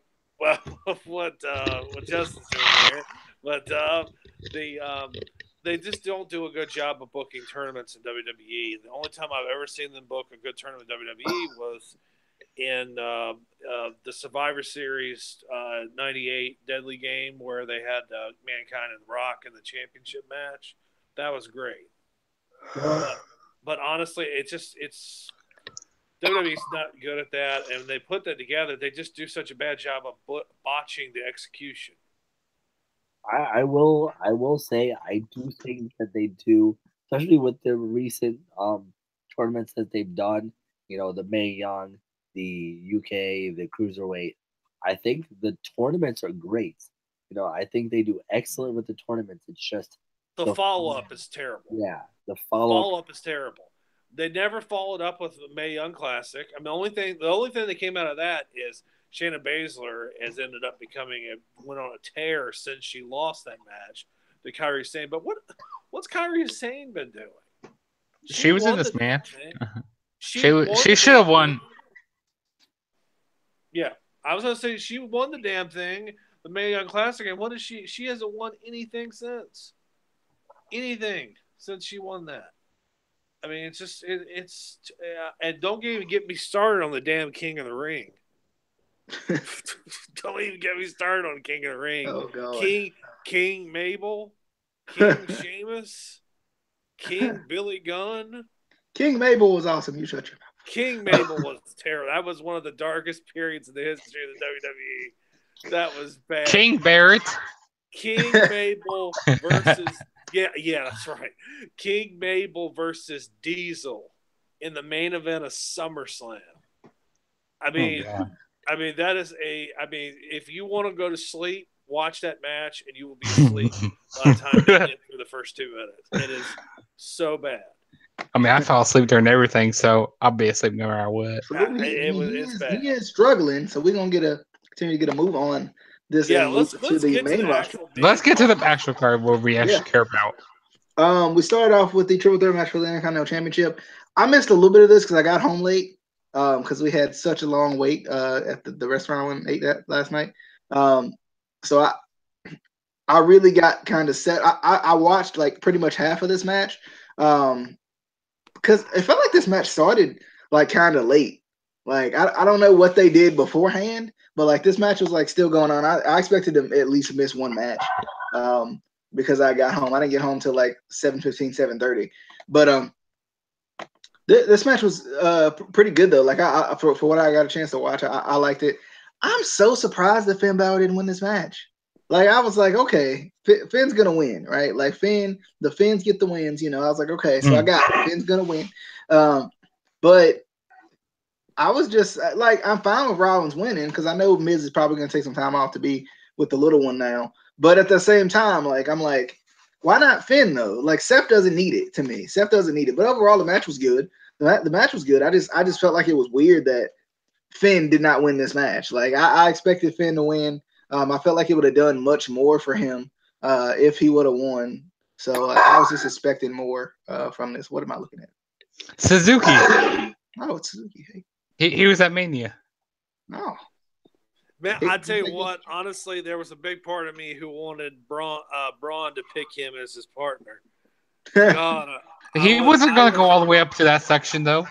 hey, you know, Suzuki could have moved down. He could have moved down a little bit. Could have given them the Iggy, and they could have gotten down there. But or they could have gave him the suspension like what Shawn Michaels used back in the day. Oh, could you imagine Suzuki coming down on a zip line? That would be the greatest thing ever. That would be. That would be the greatest thing ever. Brandon, you got any thoughts on the Intercontinental Championship match that started the show? That was an incredible match. Honestly, I really wish, really wish that Balor would have got the W. I think he needed it worse than Rollins did. It was a really good match, though. Good opener, really good opener. I really liked the triple threat match. It was good. I thought I had to say I really thought it was kind of. I was disappointed we didn't get to see the Demon at WrestleMania. Yeah. I mean, I feel like the kind of the thing with the I'm gonna botch saying this. The LBG, what the lesbian thing. Yeah, it's hard for me to actually say. I'm sorry for all the people. I just but it is what it is. I always botch doing that. LBGT or something like that. Yeah. LGBT. It was a cool thing to do, but in all honesty, I wish he would have done the demon instead, just because it would have been so cool seeing him come out to that WrestleMania. And honestly, when I saw that he wasn't coming out as a demon, I was like, yeah, he's not winning this match. He could have painted his body like the LBGT. Oh my gosh! Can you imagine he would come out like the rainbow? Rainbow. He could. Boy, that would have been pretty cool. He would have been not a scary demon. That would have been like Casper the Friendly Ghost. Wait, is Balor gay? Did I miss something? Is Balor gay? I have no idea because he's wearing a jacket. I was just trying to figure out where the conversation came from. I walked away for a second. No, I was just talking about the entrances, but okay. Rollins didn't really. Did Rollins really do anything with his entrance? I can't even remember. He had like a he looked like the Winter Soldier kind of. Oh yeah, that was actually pretty cool, and I like the blue like the blue eyes he had. That was pretty cool. I was gonna say Miz looked like a dork. He looked like an idiot. I was looking at his thing. I was like, is he dressed like an Imperial Chinese soldier or something? I don't know exactly what he's doing, but the thing with this is just my opinion, but those graphics they had on his entrance, which one? On Miz's entrance was laughable. It looked like something you would see from the late 80s. I feel like I was watching the first Terminator movie. I was like, what in the hell is this? It was so lame. It's just WWE, when they come up with a concept, they beat it into the ground, like when they showed those stupid-ass bugs last year at WrestleMania. The bugs. That was terrible. Please don't bring that back. They did that 3 freaking times. Yeah, I remember on the ring, like in the mat. Is the mat LED now? Like, did I miss something? Is it LED? Yeah, I don't know. It was just something about that. That was just felt off to me. I don't know. Like I said, I like, I thought the sequence was good. I really thought that it was the wrong result. I think that Balor should have got the win. I think he should have won with a coup de grace on Miz instead of, Rollins hitting the stomp on Balor and getting the pin on Miz. I don't know. That kind of left a bad taste in my mouth, but whatever. I just, gets the belt off Miz. Miz has done a good job there in Intercontinental Championship. It's just now might get some fresh matchups, which would be kind of nice. But who knows what's going to happen to Superstar Shake-Up. The Intercontinental Championship might be on SmackDown pretty soon. I don't know. We'll see. Should be interesting. But yeah, it was a solid opener. All right, Justin, thoughts? I thought this was a really good opener. This was a great way to kick off the show. Every guy did what they needed to do in this match. My boy Seth Rollins got the victory. I mean, I wasn't gonna be mad whoever won this match. But I'm sure the Iowa guy winning what made you happy. But I was originally going with Finn Balor to win, but I'm like, hey, I'm not mad about this. Yeah. I'm not mad about this at all. Like boy. No. And I would have been angry if Miz would have retained. I would actually mind. I love the Miz. I love the Miz. Greatest Intercontinental Champion of all time. He's the A-list celebrity. He's the greatest of all times. I liked his Naruto attire. His what attire? His Naruto. It was Naruto. It was Naruto. What the hell's that? Go look it up. Naruto is? Shame on you. You are a shameful human being. I have no idea what a Nardo is. You don't know what Naruto is? I don't know what that is. Bruh, I ain't like a huge fan or nothing, but I at least know what it is, bruh. Well, explain to me what it is. What is it? Oh, it's God, like this. Is this gonna take forever? It was what? I said it's gonna take forever. What, me explaining it or the rest of this review? Same, both. Both. Well, I mean, we have a lot of matches to get through. We do. So We got a whole bunch. So I'll explain it to you afterwards. Google it. Fine. Did I get everybody? I feel like I missed Casey. You missed Casey, yeah, I think. Casey. I mean, I don't see any Casey here anyway. I'm looking for that Chase. Where he at? Where's Cassie? Cassie! Is he under the table? Is there trouble? Is there trouble, boy? Casey, thoughts on the Intercontinental Championship match, baby? Mr. John Laurinaitis. That is right. I am John, Executive Vice President of Talent Relations, and I apologize for this. I do apologize. My thing is people power, but Vincent Kennedy McMahon, as we know, and I don't think we need any more proof after this, hates anybody who has an accent. Ever. This is why Finn never gets the title. This is why Becky never gets the respect she deserves. This is why Shinsuke is being treated the way he is. What about Sheamus? Put Sheamus in there. He deserves to be in there. He has been disrespected his entire career. Well, I mean, he sucks anyway, but hey, you shut up. What about Sheamus? You suck. Fit a hawk. Yeah, I don't know. I think Finn Balor was the only one who should have won this match. He needed it. Obviously the Miz didn't need it. He's already, over. The greatest. Yeah. He sucks, but he's over. Seth Rollins doesn't need it. Finn Balor needed this, and because I agree 100%. He needed it more than anybody because this is his first damn WrestleMania.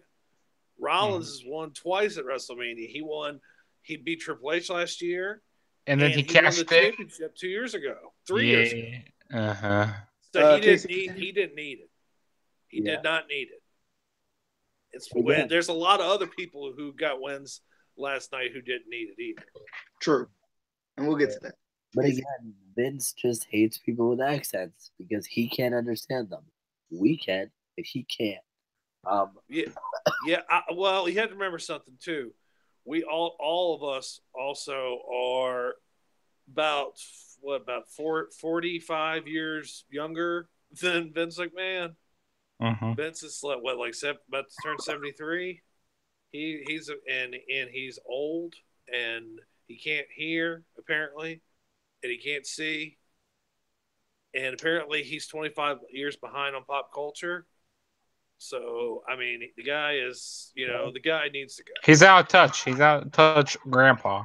Yeah, he's out of touch, Grandpa. He should have been gone a long time ago. He needs to go to the old folks' home, get the stepping, and he is what I like to. All right, as somebody who loves football, he is the Al Davis of professional wrestling.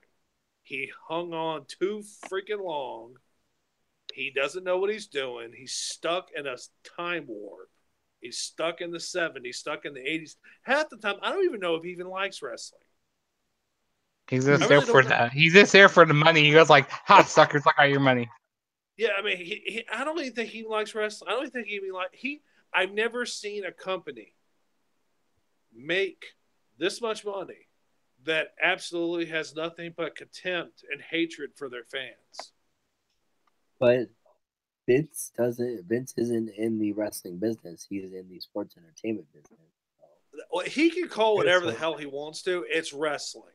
People don't say, I'm going to the sports entertainment show. I'm going to wrestling. I'm going to WrestleMania. No, it's WrestleMania, not sports entertainment mania. It's just that he created that sports entertainment garbage. That's so he can say, "Oh, I don't do wrestling. I do entertainment, pal." Ha ha ha! What a maneuver! It just he just does that stupid shit. Okay. Vince McMahon's commentary was amazing. No, it was not. It is the reason why we have Michael Cole's dumbass say stupid shit all the time. It was amazing. maneuver. He was not. I went back and watched WrestleMania 12 recently. He never called a single damn move ever.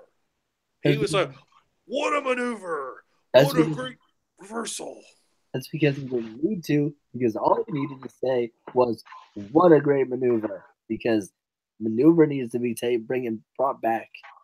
Anyway, I'm probably the only one who loved Finn Balor's attire. I loved, his entrance. I thought it was good. I don't think he needed he definitely needed to win this, but I don't think he needed the demon to win this. He needed an old man to let him. Mhm. True. I mean, that's the dream. Letting an old man let you. You do what you want. But moving on to the Fatal 4-Way match for the United States Championship. Jinder Mahal. That's not the next match, is it? Is it not? Oh shoot! I skipped Charlotte Flair and Asuka. Yes, well, God. Sorry, Charlotte. My B. Thank you for catching that. It was just the next match that I saw. Like I don't know what happened. I think I saw Don't Hinder the Gender, and that's what got You me. became blind. True. You But became blind by Vince McMahon. Charlotte versus Asuka. I thought this match was good. I think Casey and I are still impressed by Spanish Fly. We still like hold up now, hold up. But I thought this match was good. I think they work well together. I was just surprised by the result. That's what got me. Like I was not expecting anybody to ever be ready for Asuka. I don't even think our live viewer Chris Jennings is ready for Asuka. Thanks for coming by the way. So I was surprised like by this result. I think that's what got me more than anything. Like I enjoyed the match, and that's kind of how it was with this WrestleMania. Like it had enough surprises, but I think it just went downhill as like the card went on. Like it started off good, it started off like hot, but then like it kind of just went downhill as it continued. But other than that, like I thought this match was pretty good. As it was at the tippity top of the card. So I thought that was nice. I thought it was good. I was kind of surprised to see some of these matches as early on as they were, but I'm surprised Charlotte won this. But at the same time, I think it's a good thing because it makes Asuka less predictable. Now it's not Asuka's gonna win, and that's it. At least you kind of can be surprised a little bit more by what happens with Asuka from now on. But Casey, thoughts on Asuka versus Charlotte Flair? Charlotte did retain the SmackDown Women's Championship. I thought it was good. Actually, fun fact: I talked to Bill Apter about this match at the airport, so that was cool. And Well, but by the way, what was Bill Apter like? By the way, he was really nice. I've heard good. I've heard he's a really cool guy. He is, yeah. We talked about this match, and we talked about the Triple H and Stephanie versus Ronda and Kurt match. What did he think of that match? He liked it. I think that was the biggest surprise to me. But I can't wait to talk about that. Yeah, he and I talked about this. He liked it. I personally thought the ending was a little bit anticlimactic, but they had to end Asuka's streak somehow. So I mean, at least they mentioned it this time. like yeah. The streak is over. Well, I mean, they didn't mention to us because we were there live. So. True. Technically, you right. Well, I ain't hear nothing, but that's a good thing you didn't hear anything because commentary was bad for this show. What? Yeah, I was thoroughly impressed with the Spanish Fly by Charlotte.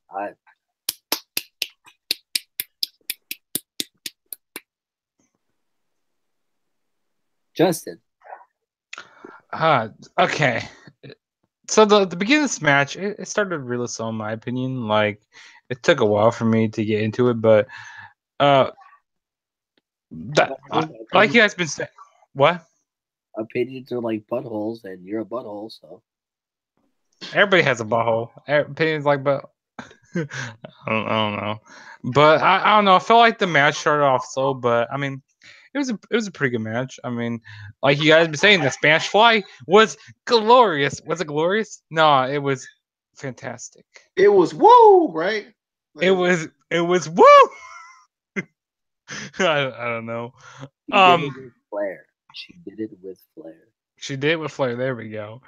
But no, this was a good match. I feel like with people like a lot of people got their predictions wrong. You know, a lot of people did not. Yeah, Just us. almost And everybody it got feels their like that predictions pisses people off when they don't get things right, and they're like, No. "Oh, this show sucks because I got my prediction wrong." Like that. I mean, that's not the reason why it sucks. Sometimes the reason why No, it sucks. no, yeah, because like Because I was reading this on Twitter, like they go like when people get their predictions wrong, people get pissed off and they don't like the show. I'm like, I mean that is true a little bit. That's true. I don't know who tweeted that, but if I find that again, I will mention him someday. But no, it was a good match. But I was just really shocked about Asuka losing. Like what? I mean, I guess all streaks are meant to end at New Orleans. You know, we had Taker, now we got Asuka. I go like, she's gonna be the next Taker. That's what's gonna happen. She's gonna be the women's Undertaker, and she's gonna go on an undefeated streak at WrestleMania. Whoa. No. She is the best in the world, so she could be better. She, There's but like the Undertaker. I'm kind of happy they ended it now because now they don't have to worry about ending the streak. You know, they're gonna like, oh, now it's not as predictable. You know, she could win anytime or she could lose anytime now. So, as DJ was saying, we were talking about that last time. That's a good point right there. That was a good point. I like that. I like the eyebrows also. The big eyebrow. You the Rock now? I can't do it again. I can just do it sporadically. It's like I can't force myself to do it. It just happens. But no, it was a good match, though. Brandon, thoughts on the Ready Fox? I did like one thing I wanted to mention before Brandon gives his thoughts. I like that Charlotte had to use the one arm to finish off Asuka with the bridge. I thought that was nice. But Brandon. Yeah, I really thought this was one of the best, probably the absolute best women's wrestling match at a WrestleMania I've ever seen. It was really, really good. Best one I've seen since Trish and Mickey at WrestleMania 22. Just was really, really good. The fact that it wasn't really given much of a build.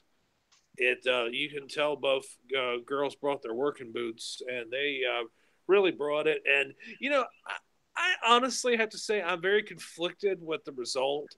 And I know a lot of people. I see a lot of people like Cheryl. A lot of people think that she's overpushed, and she, nepotism is her fame to gain.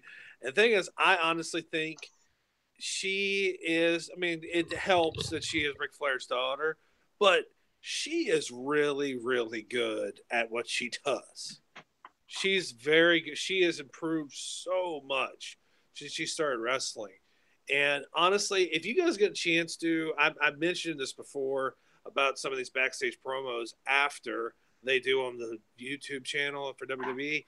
There's a video. It's about 3 minutes long. It's a pretty long video, but it's her after the match, and the emotion and the kind of the things that have been going on in Charlotte's real life, with her dad nearly passing away.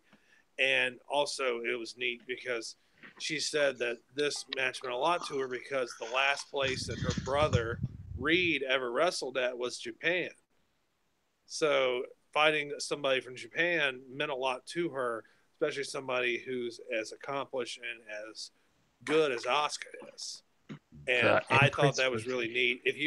What's that? I said the Empress versus the Queen. Empress. Well, the thing is, honestly, they did a good job of. I like how they built it up. The Empress and the Queen. That was very good. Yeah, the thing is, I don't think this will be the last time we see these two have a match. Oh, not even. I think this one, and I'll definitely get into the other Japanese wrestler later. that definitely that's not the end of that. But this thing is the only downside of this is I think that the match between and you know what's going to happen. An Asuka Ronda Rousey match has lost all its luster, most of its luster now, because the caveat of those two having a match at WrestleMania next year would be if both of them were undefeated. And now Asuka's lost, takes her back to the drawing board. I just have a bad feeling, knowing how WWE is, that within like 6 months, Asuka's going to be a comedy character. Yeah. And they're gonna be repackaging her, and then that'd be terrible. They're gonna have her as like Yoshi Asuka. Like Yoshi, should be like Yoshi Nintendo or something, or Hakiro Toyota or something. Toyota. She's a Toyota now. Yeah, and the thing is, the one thing I also thought was a little odd was her grabbing the microphone and saying, "Charlotte was ready for Asuka," and I was like, "What, bro? Like you just put yourself down, like you just buried yourself." Yeah, I was like, "Yeah, just shake her hand." Yeah, just you buried the thing yourself. is, I kind of like that they gave her to broke her streak now, and the thing it wasn't like she just got her ass kicked, and it was a good match. Both honestly, some of the spots in that match really, really honestly worried me about Charlotte, because I think she did a moonsault, or I can't remember exactly what happened. It was some kind of moonsault. It was like that moonsault, like that flipping moonsault, like that Charlotte does, right? Yeah, and it looked really, really, really, really painful. It was like it's like a triangle moonsault. Yeah. But it was a good match. I liked it. I really some people were just livid that Asuka lost. Yeah, I was reading on Twitter. Some people were just so mad at that, and I really think that it wasn't that bad. It wasn't that bad. I thought it was a good match. I will say that the live crowd, people that I was around after this match and after the Shinsuke match, were pissed, because basically the only reason they had Asuka and Shinsuke win the Royal Rumble was because New Japan and wrestling in Japan just in general is getting so big that they wanted to basically kind of take a piece of that. So they had them win, but they weren't going to do anything with it. They weren't going to go anywhere with it, and that's why they had both of them lose here, because it was just to try to get kind of that viewership that's going to New Japan back to WWE. They didn't care about Shinsuke. They didn't care about Asuka. They care about the money. Yeah, and that's what kind of sucks about it. Speaking of the move on to the Fatal 4-Way match finally, because I was trying to skip stuff. Might be the Fatal 4-Way for the U.S. title. Is this the main event? It should have been. We had Bobby Roode. We had Rusev on Rusev Day. We had Randy Orton, and we had Jinder Mahal with the man bun that Sarah was cracking up about. She was dying about this man. I feel like her reactions to WrestleMania made my day. I woke up to 10 snaps of her just reacting to WrestleMania, and it was amazing. But hey DJ, happy Rusev Day. Thank you, by the way. I appreciate it. Same to you. And tomorrow too. But and every day in between. True. And yesterday. But I thought this match was pretty good. I liked it. Now, once again, the result, the result was not I love the modern day Maharaja. I do, but that's not what I was expecting. I expected everybody but Jinder to win this match. I really did. I was really surprised by this one. But overall, I thought the match was pretty good. I liked the involvement there at the end. Aiden English, this man, who does he look like? I'm trying to think. Looks like Cesaro with no hair. Like he looks like Cesaro. Like I was like, what's Cesaro doing out here singing? Like he really does look like Cesaro without hair. But I thought this was good though. Mahal wins, and I'm surprised, and I don't know where they're gonna go with it. Because I mean, Mahal's been getting pushed, but at the same time, not really. So, Casey, do you have any thoughts on the U.S. title match? Well, you're modern day Mahal.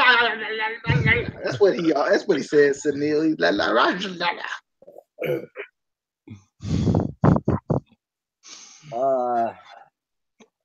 And they hate Rusev, by the way. They hate him because they made him eat the pig. Oh, they hate anybody who gets over on their own.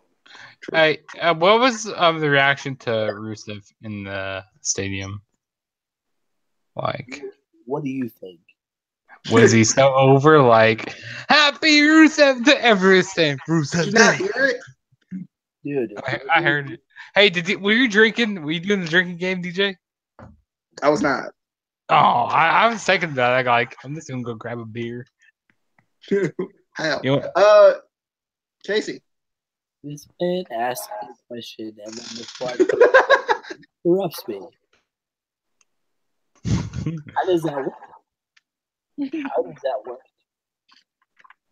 Anyway, as for your question, Justin, unless you're gonna interrupt me again, there were Rusev Day chants before people got in the arena. So, I mean, you could say he was over, and you could say people were pissed. But I mean, I get it. Like, I get why they had Jinder win because if they want that shock factor, that surprise. But it was a good shock. You're right.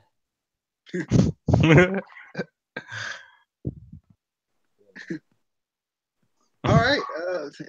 I can see the sadness in his eyes. We're trying to take that off the screen real quickly. Justin, thoughts? This was something. All these matches are something, I can tell you that. I like that cannonball off the apron by Rusev. That was good. He has to send out his, happy Rusev days to everybody. In the match. I mean, I understand. If they have Rusev win, because he's so over. If they had him win, it'd been so obvious. But I don't know. I don't know what I think about this. The modern day Maharaja. Yeah, he won, and I don't know what to say. I just don't know what to say. The only thing you can't say is the modern day Maharaja. Brandon. That's what he says. He says all that stuff that I can't do. I can't roll the R's like that. Can't do it. Yeah, that. All right, this fatal four-way match. Speaking of WWE being tone deaf, let's put the U.S. Championship on Jinder Bakni Maharaja Mahal. I mean, the guy. Y'all wanted something new. You always say this crap, and then when they give you somebody new, you're like, I don't like him. Hey, guess what? New doesn't always mean good. When you put quit asking for it on a guy who was a freaking joke at this time last year, he won he's like won a random battle royal. He became world champion. What? He didn't even win the damn Andre the Giant Memorial Battle Royal. He lost to freaking Mojo Rawley. And well, because that doesn't mean anything. Remember? It doesn't mean anything. So he didn't need to win it. And then a week later, he loses because those two Muppet guys helped him. You were talking about the Bollywood boys. They are very much so over. One of them's gone, so I don't know what happened to the other. He's injured. He's hurt. He died. He died. Hurting. No, the thing is, in honesty, I mean, Rusev. This thing was pointing towards Rusev winning, and of course, knowing WWE, of course they aren't. Of course, they're going to punish us for liking Rusev. So they're just going to make Rusev look like an idiot. So, I mean, the thing is, also, this shows you how stupid WWE is, too. They haven't even fully turned Rusev babyface yet. I mean, is there any freaking stereotype in wrestling more tiresome than the, xenophobia and the foreign heel menace? I mean, it's so tiresome. I don't think so, Brandon. But Brandon, look, I'm gonna help you out. I'm gonna cheer you up a little bit because I know that one right there that was a little rough for you. So I'm gonna cheer you up. I'm gonna give you this next match first. This Kurt Angle and Ronda Rousey versus Triple H, the man with 3 H's and the wrinkles on his forehead, and Stephanie McMahon. Well, this match was my favorite match from the entire card. This thing was great. I mean, they booked this thing well. I honestly was fearing the worst, but I mean, pretty much, I have to say Triple H was a little lazy this year with his entrance. He did the same entrance he did last year with the motorcycles again. I was thinking he was gonna do something else crazy for his entrance, but he I have to say I really liked Rousey's ring gear with the the Piper kind of like skirt almost. Yeah. She looked great. She did a good job. Got to see we even got to see her and Triple H face off. By the way, tell me how funny that was, seeing her throw those punches to Triple H, and Triple H looked like he's about to shit his pants when she was throwing those punches. He was flailing around like one of those things at the used car dealerships, like the inflatable tube men thing. Like what Bailey uses. Bailey's inflatable tube. I mean, I've never seen. He was flailing around like he was losing his shit. It was great. It was so funny. But the thing is, well, having Kurt and Triple H in this match, kind of leading the match, that was a good thing. And getting to see Stephanie did a great job getting heat. Like knocking her off the apron and hitting her from behind and stuff like that. They really, really did a good job. And also, I have to say one thing.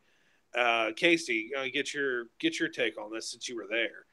I heard no boos whatsoever for Ronda Rousey on the network feed. Did she get a really, really overwhelmingly positive response live? Oh yeah, she got a huge pop. That's good because honestly, I was really worried because I originally, with some of her initial appearances, I heard some smattering of boos. So I'm really happy that she got a really positive response, especially also since she put on a damn good performance for her first match. Yeah, she did. But it was right. It was right result too. Obviously, I love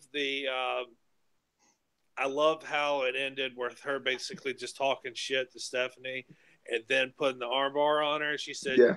"That you've done this." And she was basically, it's like tough shit, and just yanked back on the arm. And then tonight she finished the job and she broke her arm this time. So it was great. It was great. Broke her arm. Yeah, broke. Yeah, well, Brock did the same thing to Shawn Michaels and Triple H twice. So yeah, but it was great. The right team won. I enjoyed getting to see Triple H and Stephanie get their comeuppance, which has been, especially Stephanie. Stephanie has been needing ass whooping for a long time. It's been built up for so many years, and finally she got her ass kicked. So we hopefully might not see Stephanie for a while. Maybe she might go on a sabbatical after tonight. I'm hoping, but we'll see. It should be interesting. I liked what I saw. I'm interested to see what happens with Ronda next. I don't think they're going to switch her over to SmackDown, so I think she'll be on Raw for the foreseeable future, and we'll see what happens. I think that I think that she'll have another big match at SummerSlam. I can see her having a big match at SummerSlam. But I have to say one thing. I was very surprised they put this match on 4th. Very surprised they put this on 4th. I agree with that. I agree with you on a lot of points, Brandon. I thought this match was really good too. Like I loved it. I loved Rousey's attire. I thought it was great. Like you said, I think she looked really good in this match. What do you think of her finisher? I like it. I like it. Her throws, by the way, her throws look good. Her arm bar looked amazing. God, that arm bar is just sick. Yeah, it looks like it's just so sick. It's the way she flips over, it looks so slick. Yeah. I mean, it's just like I was in UFC, except obviously she does it differently now. She does it where she's not going to try to break somebody's arm for real. Yeah. She just and she did a good job with like some of her transitions too. Good transitions. You can tell that she's been working her ass off. You can tell that she has not been half-assed. That she is, and she's also in really. I don't know if y'all noticed. Well, I definitely did. She was in really good shape, like especially lower body and upper. Yeah, she looked like she really gotten herself into really good shape, and she seems like she's really serious about this, and I'm happy because it makes you know what it not only gives them mainstream coverage, but also it's going to make the product better if she can go out and put on kick-ass good matches. Yeah, you know what I really like though with this, I loved seeing Kurt Angle come out with the gold medals. Like, because last time we saw him, we didn't get to see the gold medals. Is that the first time we see him with gold medals, right? Yeah, because he came out with the shield, so he didn't wear them. I thought that was cool. That was cool to see him like that again. He still looks like a nerd. That's his character. He's still a big dork. Yeah, he still looks like a nerd. Like he still looks like, but he looks like a dad nerd now. Like he looks like cool dad nerd guy now. Yeah, but because go ahead. Yeah, he looked good in this match too, though. As usual. I just say Triple H really made me laugh. The Triple H, I have to say, I have made it clear that I have never been a fan of his wrestling character, but I really do like seeing he is actually a lot of fun to watch now because he gets his ass kicked all the freaking time now. Yeah, and he does. It's so funny if you see him in other things that doesn't have to do with like WWE television. He comes across as the biggest, tried to be a cool dad, but he's really a dork. Yeah, it's really funny. And it's just really funny how he's changed, and also his beard is comical looking. I don't know if you guys noticed how his beard looks. He looks like, I mean, his beard. He has more hair on his face than he does on his head now. I mean, it's crazy. But let's go to Justin. You got thoughts on this match? I'm gonna try to keep this short because I want to get this review over with. This is like an eternity. This was a really good match. I like seeing Triple H and Stephanie McMahon. They did really good heel attacks during this match, and it took Kurt Angle forever for him to get over to like tag Ronda Rousey, and he was like going. It felt like an eternity for him to get over there. Well, the thing is, they did a good job of that because they wanted. He was crawling. He was trying to crawl over there and go like, dude, she's right there. You were so close. Like, you guys couldn't. They were doing that to just build up that hot tag. That's what they were doing. But yeah, I definitely agree. Ronda Rousey, she was in great condition in this, and she was in great shape. And same with Stephanie McMahon. She was in great shape also in this match. Now tired. Ooh, baby. Okay, it was a really good match, and I'm happy that Ronda Rousey and Kurt Angle won the match. And we also saw Dana White in the crowd, so that was pretty cool. Yeah. Yeah, they made sure that they showed him in the crowd after that match ended. Yeah, that was really cool to see. Especially with WWE and UFC's kind of relationship, it's kind of I was gonna say right now. I mean, honestly, UFC's in some trouble right now because Conor McGregor, Conor McGregor's dumbass, whatever the hell he was thinking on Friday, and now that WWE, I mean, honestly, the WWE going to Fox rumors seem like they're a little more validity to it now. Especially now because I think WWE might have a bigger bargaining chip with Fox because Fox is like, UFC's losing all their draws now. And Conor might go to jail or he might be, he might not be in UFC anytime soon or fight again or anytime soon. So I think the WWE might actually get a little bit of a boost and possibly, honestly, anything that results in them going back to 2 hours on Monday night, I think is a positive. Yeah. Casey, thoughts on the tag team match?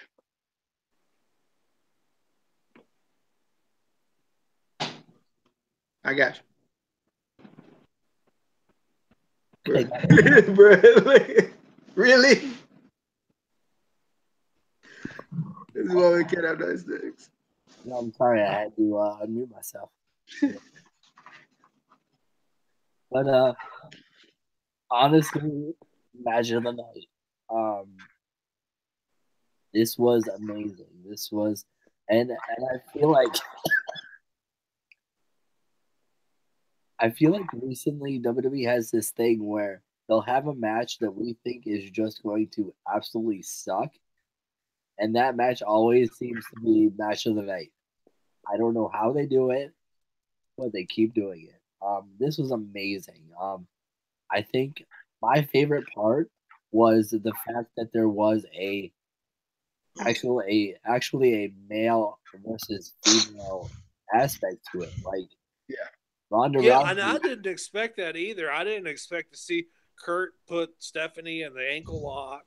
You get to see Triple H attempt to hit the pedigree on Ronda. It's a rare occurrence. You don't see it in disqualification.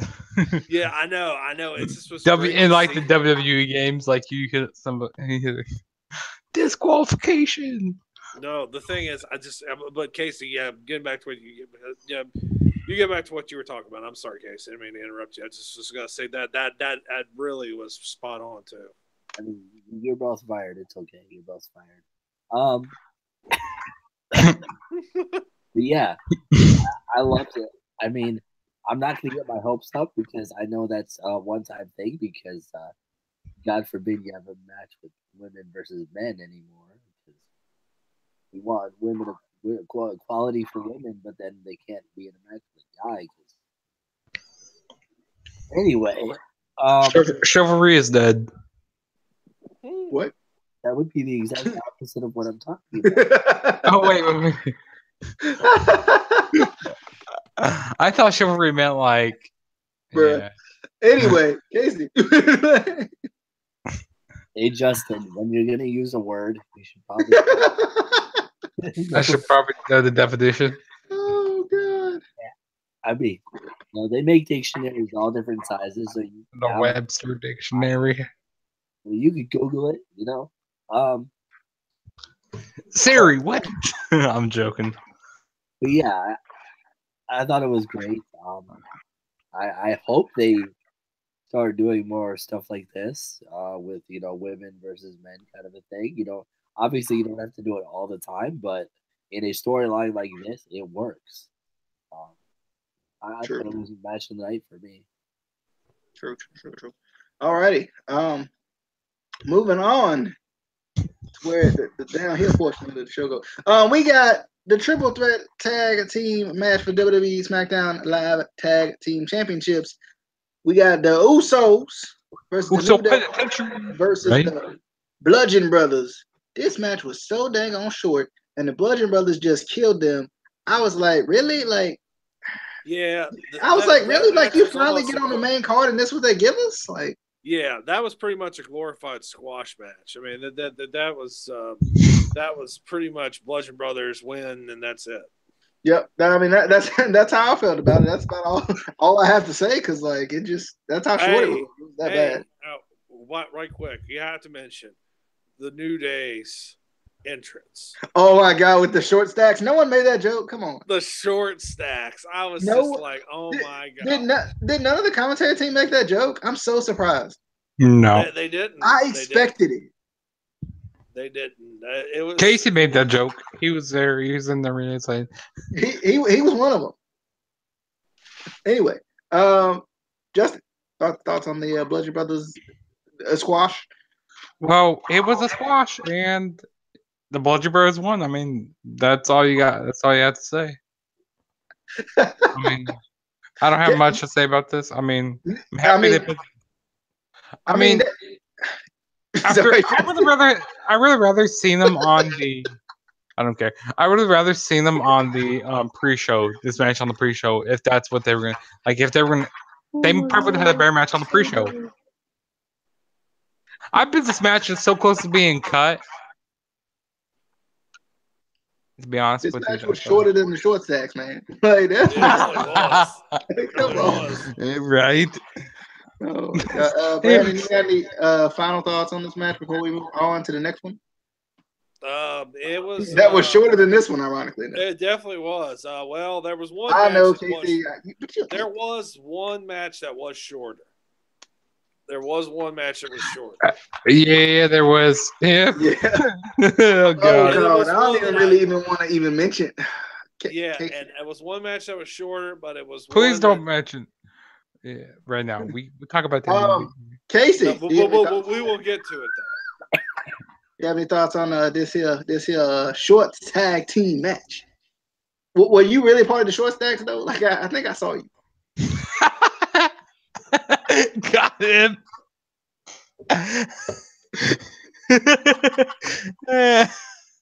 Oh my God! On the bright side, you would have been the tallest one. Hold on. Oh no! Keep on laughing. Y'all keep making these short jokes, but I mean, did you see some of the pictures? Did you see hey, why is where I was at? I didn't have a problem with it. I was have a problem with it. I'm just saying. Saying. Being short has its benefits sometimes. But yeah, when I saw the New Day's entrance, I was like, bruh, come on, man. Well, I mean, last year they fell out of Box of Bootios, or was that the year before last? That was the year before last year. Yeah, they fell. They didn't even have a match last year. That's right. Yeah, they were the hosts last year. But like, I want to know how much those guys got paid to dress up like pancakes and I kind of want to dress up like a pancake. I'm gonna be honest, like dress up like a no. I tell you what, I would have preferred to dress up like the Mardi Gras float they had later in the show. but I didn't want to be on it. Like when Braun Strowman came out, I cannot wait to talk about that. That was hilarious. But I have to say one thing. In all honesty, I'm kind of glad that Bludgeon Brothers won because it gives the SmackDown Tag Team Championships a new blood. New blood. I saw what you did there. Oh yeah. New bludgeon. No, it's it's a new faces as the champions. It's just new faces that run the place. The thing is, I actually did kind of want the Usos to retain, but at least the Usos did not take the pin. I would have felt really bad if Usos would have just got squashed 1, 2, 3. And the New Day, really, if they lose, it really doesn't hurt them that badly. But yeah, it was just their kind of match. All right. Moving on to the next. Let's just start out with the segment that we had, which was this was after John Cena ran to the back because he was told that he was here. So he comes back out and nothing. And I died when the lights went out and Elias Sampson came out. I was dead. That was great. That was so great because I was like, that is like brilliant. I was just mad that he didn't get to say "walk with Elias." That was a He shame. didn't get to walk with Elias, or and That was shameful. That would have made the segment.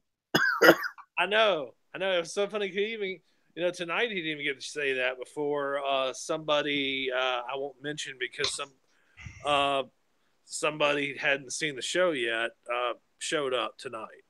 Yeah. This thing was fine.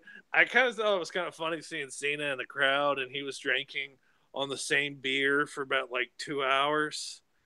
And I was like, man, I bet that beer is about as hot as piss by now. Because I said he's been having the same beer in his hand for the last probably 2 hours.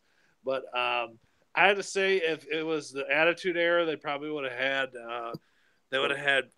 Cena appear drunk in the ring and stumbling around and stuff. Because they would have tried something like that. Yeah. I was like, oh man, they're gonna get Cena ran back. I have to say one thing: I've never seen somebody run to the back that quickly in a WrestleMania. Right. That was unbelievable. Why did he have to run up the ramp? Why didn't they just go to the back like a normal fan? He's supposed to be a fan. Well, he was ready to go. I'm ready to go. But he hauled ass up that ramp. This was a waste for me. Like I thought it was cool seeing Undertaker. It was cool like the little effects they did and all that. I did like when his clothes appeared in the ring and then they can't they kind of. I was gonna say, man, he got those damn clothes out of there quick. Right, right. How did he get into him so quick? I know. I was like, holy hell! I said. I mean, did they have those clothes like on like a little line where like when the lightning hit, they just pulled it out right when that happened? That wasn't real lightning though. That wasn't real lightning though. Well, we know that, but that lightning effect, it looked like something I saw from when Kane and the Undertaker had their initial feud in like 1998. I haven't seen them use that effect in so long, but I got a kick out of that. That was funny. And I just felt like that match. I feel like it wasn't even a match. I feel like it was like a old school superstar squash match. Yeah, I mean, it was a squash match between John Cena and Undertaker. Why? Like, what was the use? It didn't. All it showed is Taker looked better than he did last year. Oh my God, Cena looked like a goober. That was like the absolute worst Cena. Has probably the worst Cena's look since he got beat by Brock and like got massacred by Brock. 16 suplexes. 16 suplex match. Oh. But this one was even worse because he only got one offensive move in and it lasted less than 2 minutes. The entrances lasted longer than this match. True. I was gonna say Elias lasted longer than this match. Yeah, absolutely. When the Alexa Bliss Nia Jax match lasted longer than this, there's something wrong. Something is definitely wrong. But the thing is, honestly, I just thought that the build up to this feud was really weird.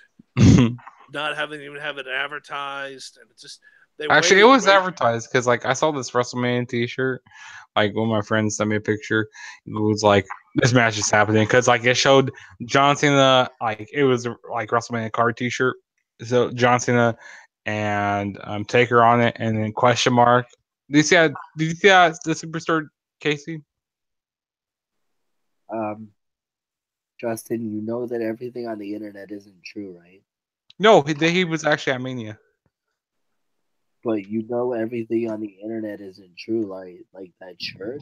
That. Yeah, that shirt's real. Oh man, are you telling me, Casey? You telling me that the rumors about those Stephanie McMahon thong pics aren't true? That I've been looking for since 2000. I see those. You're telling me all this stuff about Paige is not true? No, but you didn't see at the Superstore. No, because that shirt doesn't exist. Yes, it does. I'll show you. My friend was at WrestleMania. Speaking of, Casey, you got any thoughts on this match? Why your mouth is open and you still talking? Where Well, hold on. He's got to show me. He's got to show me. No, he went away. So continue. Justin, that's not how that works. That's not at all how that works.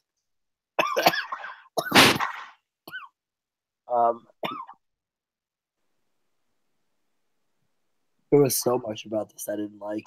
I didn't like, first of all, that the timing that they did the whole Cena finds out that, you know, he has an opponent, whatever. I just didn't like that they basically disrespected Asuka and Charlotte by having them. Oh, absolutely. Yeah, that was just so I mean, they could have done that when nobody was in the ring. Yeah. They could have done it when nobody was in the ring. They could have had it like during like in between matches or something like that. They could have been a lot better. I mean, I don't know. I just kind of I agree with you 100% on that. Yeah. I thought that was the worst thing they could have done. I didn't like that he just came back as the normal Undertaker that we saw retire last year. Or as I like to call him, Walker, Texas Undertaker. Yeah. That's basically exactly what he is. I honestly was hoping, I was thinking we're either going to get one of two things.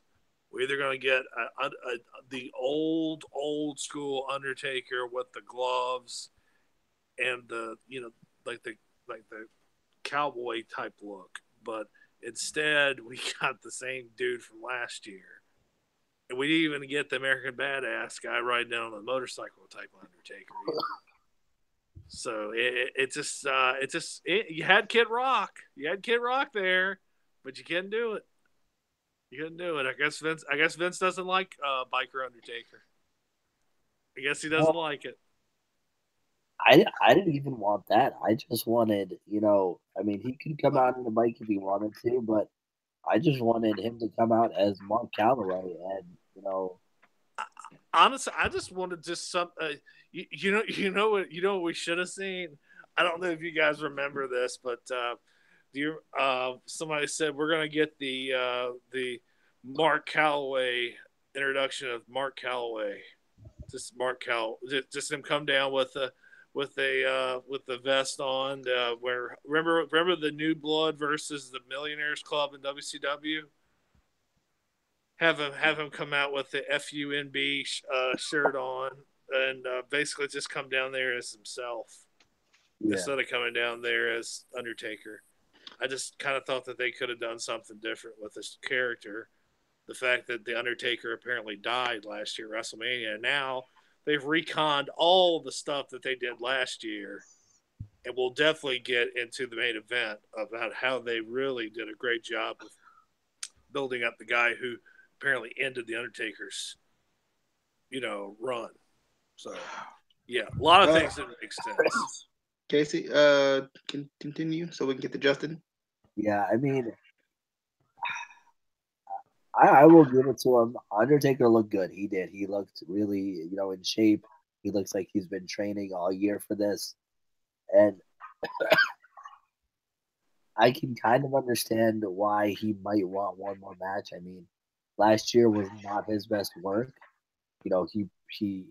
I could see him wanting to go out on a better match, which he could have had with Cena. Like, I will give Cena credit. He could have had a really good match with Cena, but they didn't book it like that. So it was like, what was the point of even coming back and trying to have a better match if that's the match you're gonna get? I mean, I won't be surprised if Undertaker returns next year to finally have a better match to retire on. Because this one sucks, last one sucks. I mean, yeah. Justin, do you have any thoughts as we? Yeah, I found what I was looking for. Okay, so it wasn't a T-shirt; it was the WrestleMania poster, though. It was a Mania poster. You see the question mark? That doesn't say that it's gonna have a match. It just said like this man with the. But the question mark, like that mean, like yeah. But yeah, he was that was at the Superstore. But okay, on to this match. To be honest, I'm not disappointed that this was a squash match. To be honest, I'm not disappointed that Cena got squashed after to finally soak in from last night. I'm not disappointed. It was great seeing Taker back. I mean, it was great seeing Elias Sampson out there. Man, he got. We didn't get to hear that. Who wants to walk with Elias? We didn't hear that though. But no, I like seeing Taker back. Cena was like this frozen in his boots. Like he was like, "What? Taker's actually here?" Like he was so scared. And this Super Cena, he's not supposed to be scared of anything. Like he's supposed to be old Well, Super Cena. the thing is, I think this. You think about it, John Cena has pretty much been a loser since pretty much since last October. Mm-hmm. I mean, he got beat by Roman. He got beat at Survivor Series by Kurt Angle. He got beat at the Royal Rumble. He got beat at the Fastlane. He got beat at WrestleMania decisively. Mm-hmm. Things have really, really, really, really changed for Cena. Cena loses a hell of a lot more than he wins these days. Yeah, but I'm actually not too mad about this was a squash match because Well, I like seeing Taker back. I like seeing him hit the old school. Hit the snake eyes, and that snake eyes was kind of terrible. Actually, that was terrible. That was terrible snake eyes. Well, the thing is, I mean, at least Undertaker didn't. God, last year that spot where they tried to reverse the tombstone. Oh god, that was At least terrible. we didn't have anything like that this time. Where he couldn't even lift him up. Where he tried to that was bad on both men's part last year. That was an awful match. Awful match. At least Taker went out with a better bang, even though I don't think this is his last. I thought that was funny where Undertaker sat up and he just fell over going. He kind of got scared, like Bray Wyatt doing his creepy walk. Well, the thing is, honestly, I think they should have done this match a long time ago when Taker they should have had the streak. I definitely agree. We're gonna try to move on because we're getting close to 1, so that means that we've been on for at least 3 hours. I know we've been on for over 2. Been 2.5, I think. But and some of us got to work tomorrow, so and that's just me. Yeah. But let's keep going. We got Daniel Bryan and Shane McMahon versus Kevin Owens and Sami Zayn. Obviously, if Owens and Zayn won, they'd be rehired, but obviously they didn't. I think they just booked this match backwards. They had Daniel Bryan get taken out, and I'm like, but that's who everybody wants to see. Why though? But I liked it though. I did like that seeing Daniel Bryan tights again and wrestling tights again. That was like wait, what? It's kind of like it was like surreal a little bit because it's been so long. So I thought that it was cool. Yeah.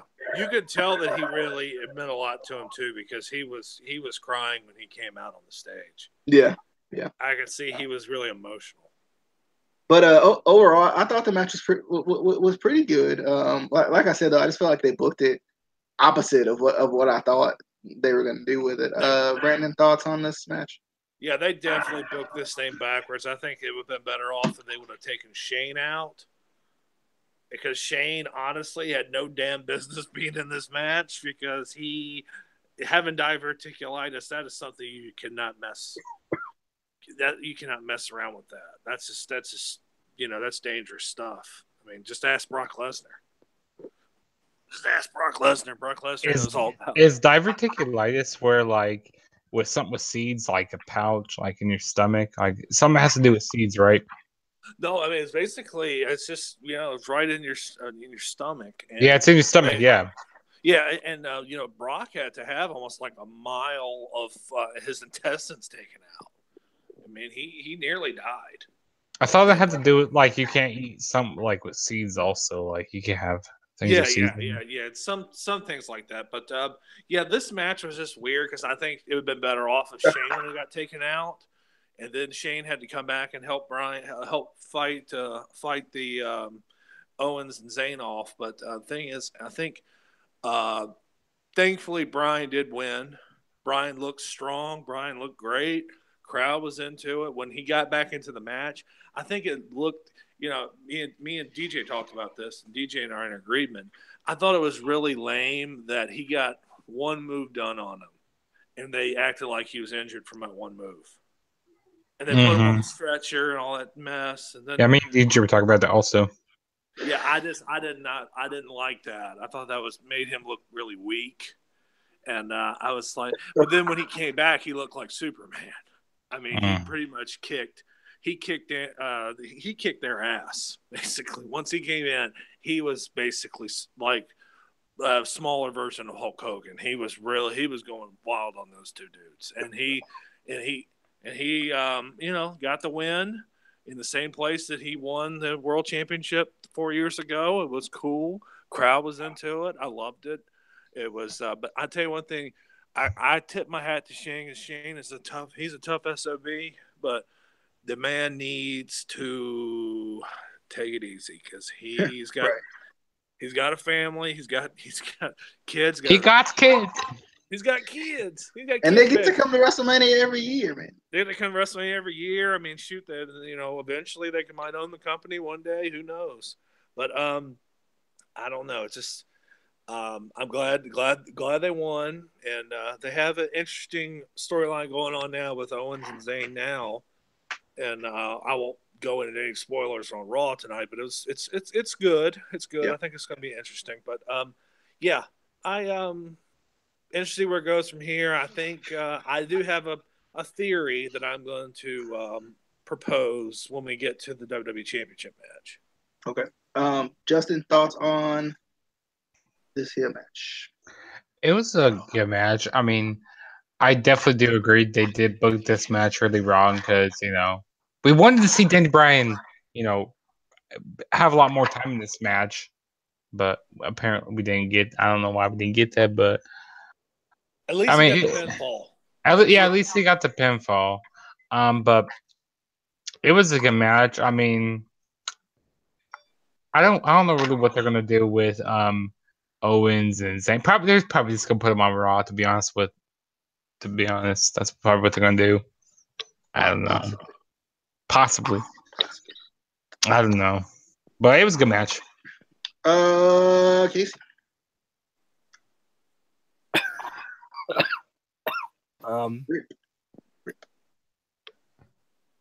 What? I didn't say anything. You coughed though, so he's saying "rip to your cough." Rip. He says "rip to everything." Rip.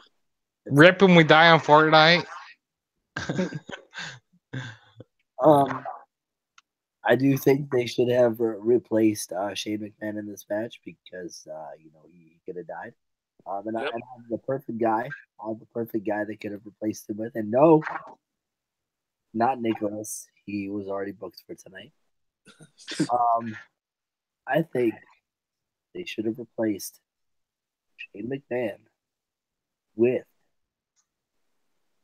the one, the only Michael Tarver. No.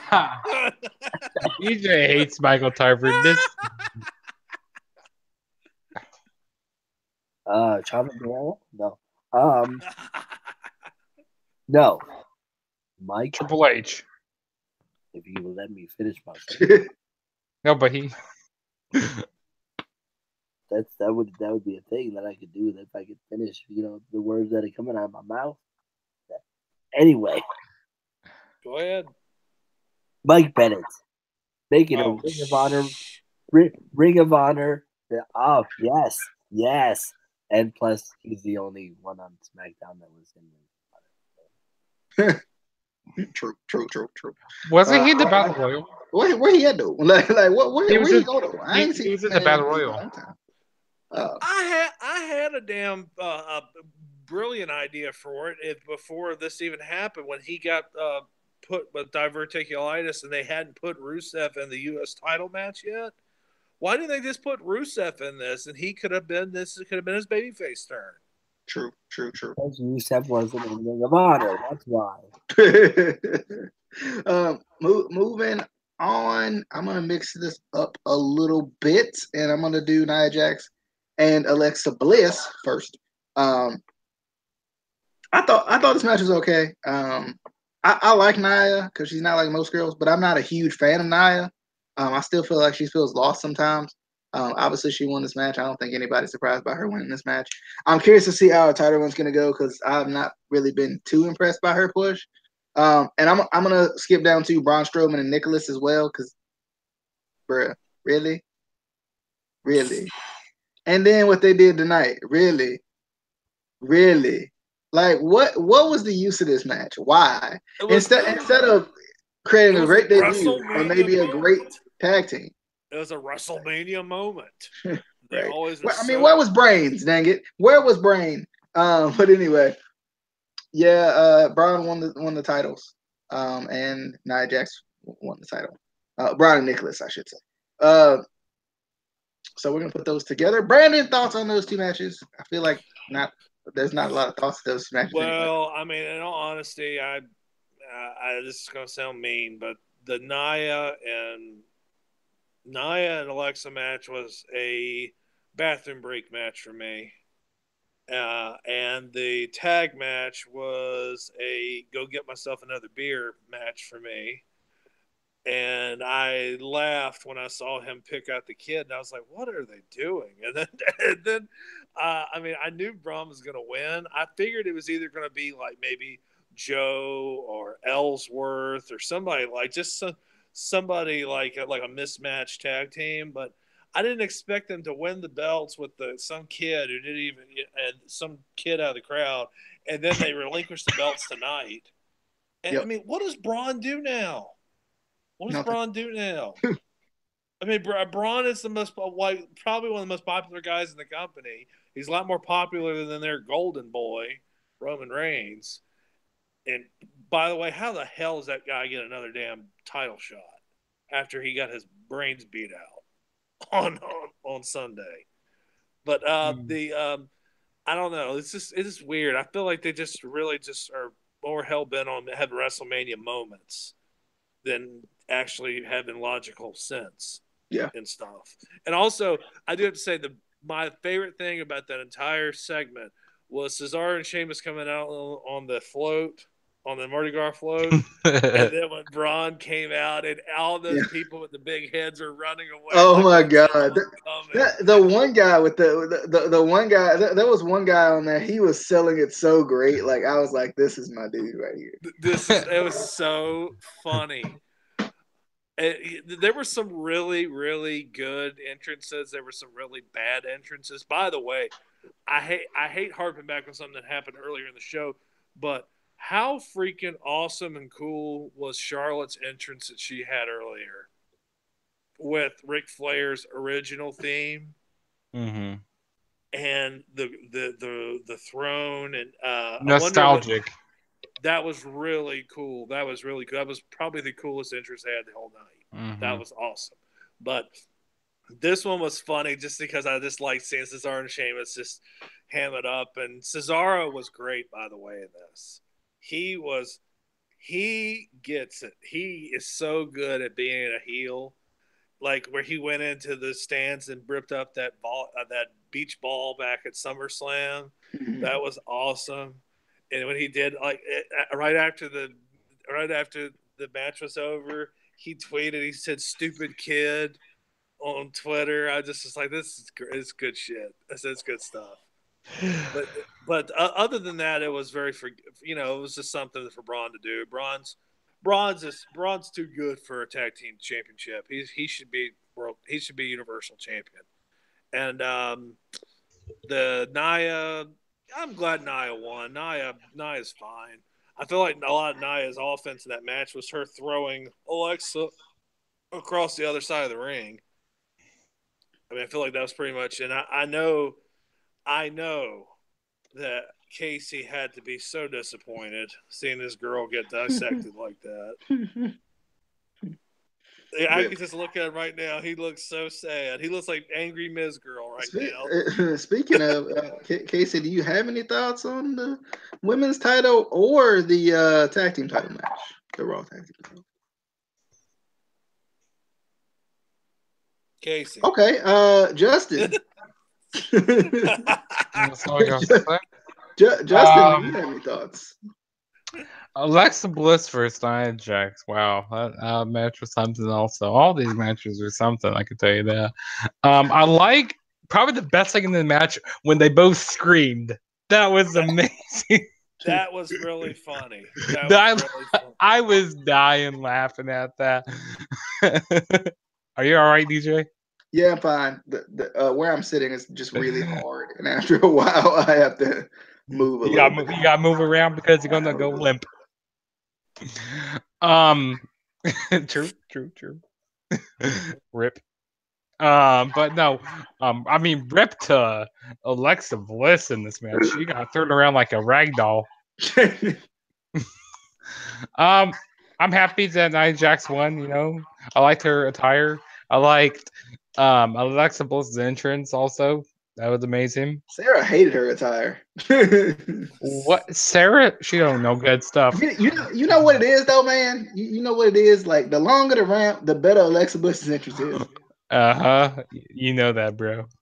You know it. Okay, so about the Braun Strowman and Nicholas versus the Bar. I mean, see, here's the thing. Braun Strowman is a face of this company. This was proving to him that he's the face of this company. He deserves to be in that. He should be in that Universal title picture right now. And he didn't need no partner. He didn't need a partner. He did it all on his own. No man. He don't. No, but he didn't need anybody. He did it by himself. So I really don't have any problem with this. You know, he's the monster among men. Honestly, he is everything that WWE has done. Loves. Right. I mean, he's a Vince McMahon guy because he's big. Fans like him now. They booked him right. They booked him by squashing people and going out and just being a badass instead of what they did with Roman. With Roman, I swear to God, I really think they want to sabotage the poor guy. I mean, having him come out and talk about beanstalks and tater tots and suffering and all that horse shit that Vince likes to thinks is relevant. But just honestly, Braun is what Roman should be. Yeah, because like Braun, he's the this was just pretty much proven to everybody that he doesn't need anybody. You know, he can go out here, he can go fight in a handicap match, he can take on any team, and he'll retain the title. He retains the title. Boy. Roman elevated Braun. Casey, thoughts on the tag team match and the women's title match? Well, first of all,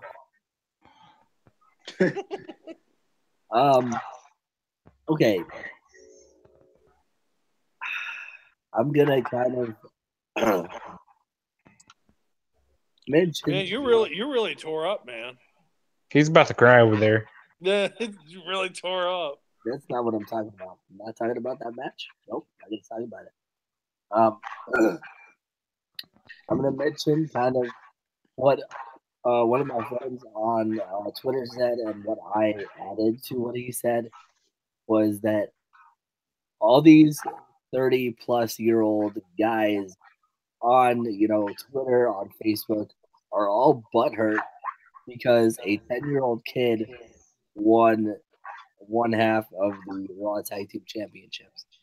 Now, not one of those people can sit here and tell me that at 10 years old, if a WWE superstar at WrestleMania brought you into the ring and you were able to win one half of the World Tag Team Championships, that would not be the greatest day of your life.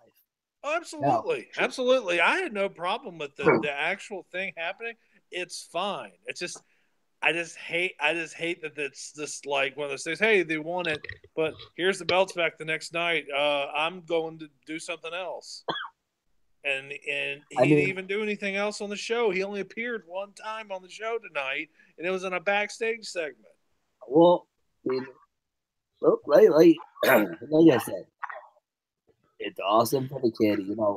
This is like they say, it's sports entertainment. It's entertainment. And what does WWE like to do the most? They like to, cater to the kids because that's the future of the company if you really think about it. So let a kid live out his dream at WrestleMania. That's awesome. Where I think they made the mistake is they booked themselves into a corner there where they had to strip him of the title, and that's gonna, how does that kid feel now?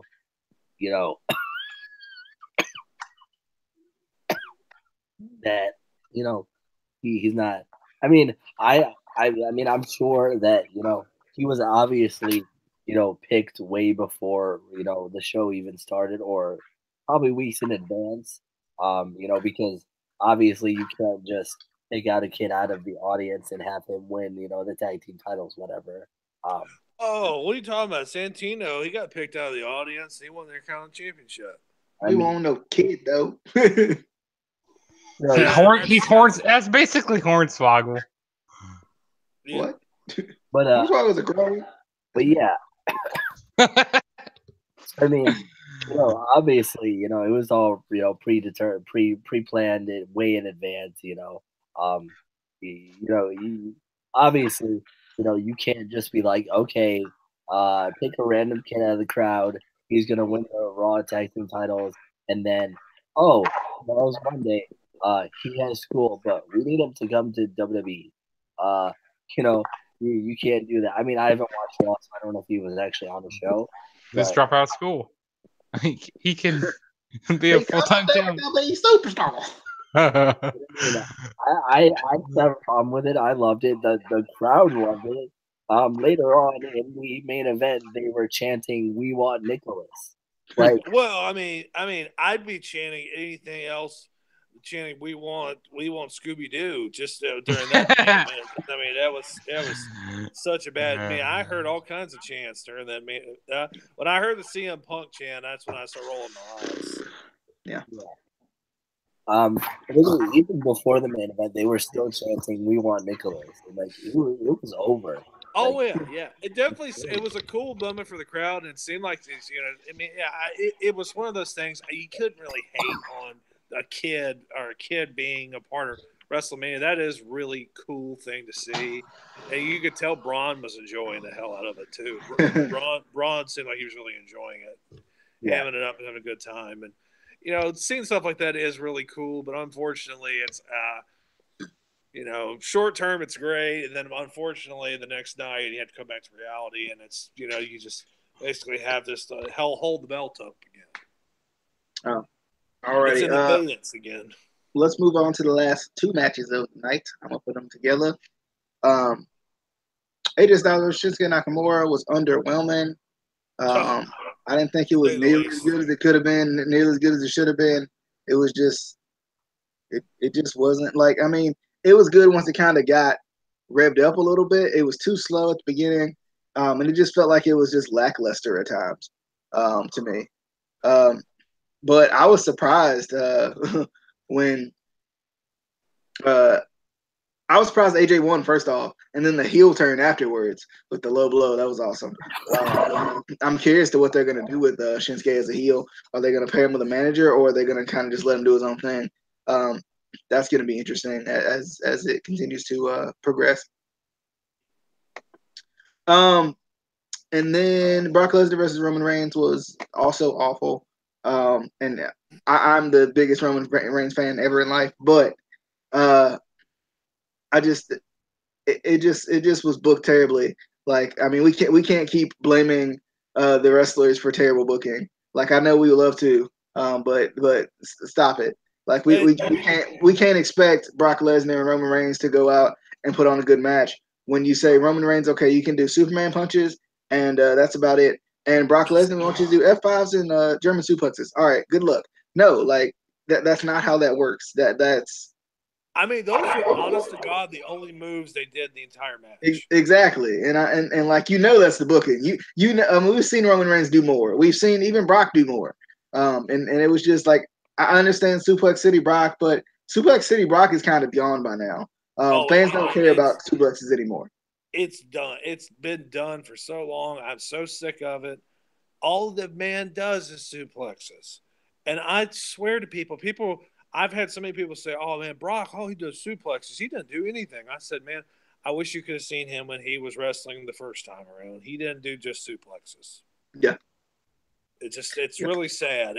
I really think Brock seems like he's just a lazy piece of crap nowadays." Brandon, go ahead and give your thoughts on both of these matches as we wrap up the show here. Okay. Very disappointed in AJ and Shinsuke, but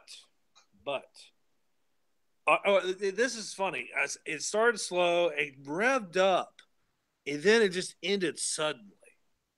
And I was like, that sucks. And then I watched them hug and stuff, and I was like, okay, something must be happening soon. And then that great, low blow, Ric Flair type low blow, and then he did the knee to the face on the outside and just beat the hell out of AJ. I just was good because honestly, Shinsuke needs, I think a heel turn is something this man desperately needs. And I was a little disappointed with his entrance too. I thought his entrance was actually going to be better than it was. I actually was thinking it was going to be a full orchestra. They should have had that guy from NXT TakeOver Brooklyn too.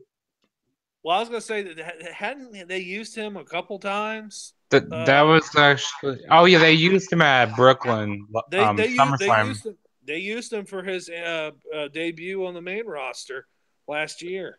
Oh, they did they? Yeah. After WrestleMania, the SmackDown, where he came out and they played the violin, and he came, and that was his debut. That was almost a year ago. But I have to say, and this is just me spitballing here, but I think this is going to happen, and I would be very disappointed if it doesn't. I think that at Backlash, Shinsuke and AJ are going to fight one more time for the WWE Championship, and Shinsuke is going to win. And with Shinsuke turning heel and Daniel Bryan being back, the reason why Shinsuke Nakamura, one of the reasons why he came to WWE was to face Bryan at some point in WWE. And that got taken away from him right when he signed because Daniel Bryan was forced to retire. Now I think that you have Shinsuke as a heel, Daniel Bryan's a babyface. Daniel Bryan's not going to get booed. So Shinsuke versus Bryan at SummerSlam for the WWE Championship is a freaking money match. I think that is where they are going to go unless they have some kind of shakeup with the roster for SmackDown. I hope that they just stick with Shinsuke and AJ and then have Shinsuke versus Bryan. The only problem is I feel bad for AJ because I feel like AJ would be left out in the cold. But the thing is, I think AJ can do no wrong, in my opinion. The dude is that good. He can make chicken salad out of chicken shit. He's the best at it. But I think Shinsuke needs this heel turn. I think it's gonna make him a better performer. And I just want to see him have a little bit of an edge to him. Have him be the king of strong style, not the rock star. Have him just be badass, go out there and kick ass. That's it. You don't have to have him be charismatic, make funny faces and stuff like that. Just be a cocky asshole and just do that. You can have Shinsuke versus Bryan. I mean, that's licensed print money right there. If I lived close enough to Brooklyn, I would go to SummerSlam just to see that. But and now let's get to Brock and Roman. Holy shit. If that is not the most ridiculous crap I've ever seen. All right, you built for 3 years Roman Reigns up to be the guy who is going to take down Brock Lesnar. Take Brock Lesnar down. Take him down. He kicked out of 4 F5s. And he got busted open hard way. Justin, you're going to get busted open the hard way? Yeah. I was gonna say, did you hear that? I was going to say. Yes, Justin, your mic's on, dummy. No, outside. I was going to say, I don't know what the hell you were doing, Justin. But the thing is, like, the thing is, by the way, guys, I have to say, I told DJ this as well. We were talking. I am really sick of seeing Brock beat on dudes' heads and bust them open like a cantaloupe. That ain't cool. I don't think that's. I think that sucks. I don't think. I honestly have to say that Vince, Roman, Brock, whoever the hell came up with that idea for that finish, I think that was stupid. And it's so funny. So many people are saying, "Oh, that's fake blood." I said, "There's no way." How can you fake blood? Like, where are they How the hell can you fake blood? He got cut right on his damn hairline. You could see the cut on his hairline, and he was bleeding a gusher. I was like, "God, please just get this match over with." I was legitimately worried for Roman because I mean that was an awful cut he got. I mean he was bleeding. He looked like he was bleeding like a stuck pig. It was like one of the worst blade job things I've seen since like Eddie like cut an artery when he did a blade job against JBL one time. But I just didn't like it. I felt like I was just watching SummerSlam all over again from 2016 and 2014. I felt like Brock pretty much just decimated him, and then nonsensically they give Roman another damn championship match at that Saudi Arabia Greatest Royal Rumble Ever show or whatever. And what has he done to deserve it? He got his ass kicked. Got beat clean. Paul Heyman didn't clean get like a sheet. Get clean as a freaking sheet. Got destroyed. And they built Roman up to take the belt off this guy. I was getting to the point I was ready for it. I mean, I'm not the biggest Roman Reigns fan in the world, but it has nothing to do with Roman himself. It's the way the company presents him.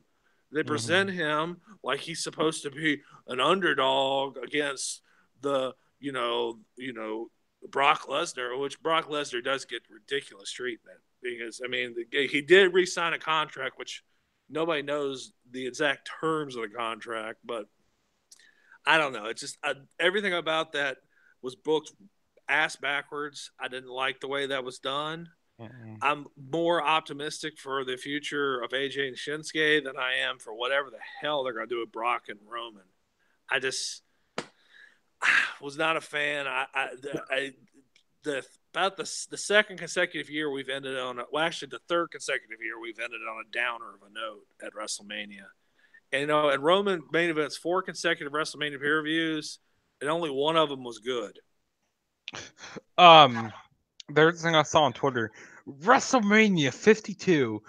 Roman is still in the main event. And still hasn't won. Well, the thing is, he actually did win his last 2 main events. He hasn't won he did win the title at Mania 32. Yeah, he did win at 32, but he's won the belt. He's won the belt, but he hasn't kept it long. He hasn't, didn't keep it that long. Some of that wasn't all due to him. Had the wellness violation and stuff like that. But I feel like he's become the modern day version of Lex Luger. I feel like he's pushed to the moon, but he chokes or he comes up short when it comes to big matches. It's just weird. I don't like the way they book him. They book him so bad for a guy who's supposed to be the guy or the future of the company. I really, honestly, I get to the point I feel bad for him. I really think he's getting his legs cut out from underneath him. And I know DJ, you have to feel the same way I do. Yeah. Him, honestly, I think the guy is screwed. I think the guy is absolutely dead as a doornail as a main event babyface. Yeah. And it's a shame. I honestly, I didn't want to see that happen. Yeah. I wanted to see him actually become a big star. Yeah. They just do such a bad job of it. Yeah, they do. They do. Justin, thoughts on the AJ Shinsuke match and the Universal title match? Okay, so I don't know. I'm echoing. But I felt like there could have been more in the AJ and Nakamura match, but I love seeing the heel turn, so I expecting to see him, probably continue to feud into Backlash. I hope. There's this thing I saw on Twitter. Like it said last year, they had that proposal with Cena and Nikki, and this year they had the unfortunate turn. It's so sad. You thought he was gonna propose to AJ, but no, he just low blow and did that Ric Flair low blow. Oh man, that broke my heart. No, actually, I was really happy they turned him heel. He needed something for to spice his character up, which I'm happy they did that. And the main event, oh god, that match was just awful. That's pretty much all I have to say. I mean, he was bloodied up like Roman Reigns is bloodied up like a grape. Like he's just a busted grape. Oh man. Yeah, But it was nasty. It was it really was nasty, and man, that's it. Pretty much just Superman punch, spear, F5, and German suplex. That's all this match was like. Come on, Yep. come on. I mean, these guys could do better. These guys, I've seen better these matches guys are from a both lot these better guys. than that. They're a lot Yes. better. They're a lot better than that. Roman's better than that. Brock's better than that. I honestly have to say that the root of the problem isn't Brock. It's the booking. It isn't Roman. It's the WWE booking. But the main person who is Vince the problem McMahon here is Vince McMahon. Yep. That's the head of the snake. And once the head of the snake gets cut off, then maybe we might have some change, might have some more sensical booking. And I just honestly, I think Vince, it's about time for Vince to step on down. This is exhibit A, B, C, D, E, F, G. A through Z. Actually, it's A through Z. A through Casey, Z. thoughts on the two title matches? Two main title matches.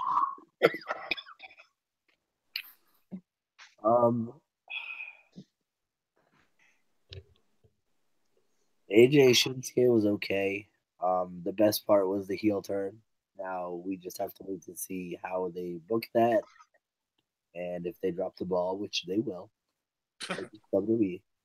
And the main event, I left part of the way through, and 2 minutes. Good for you. Good for you. Good for you. I would have done the same thing.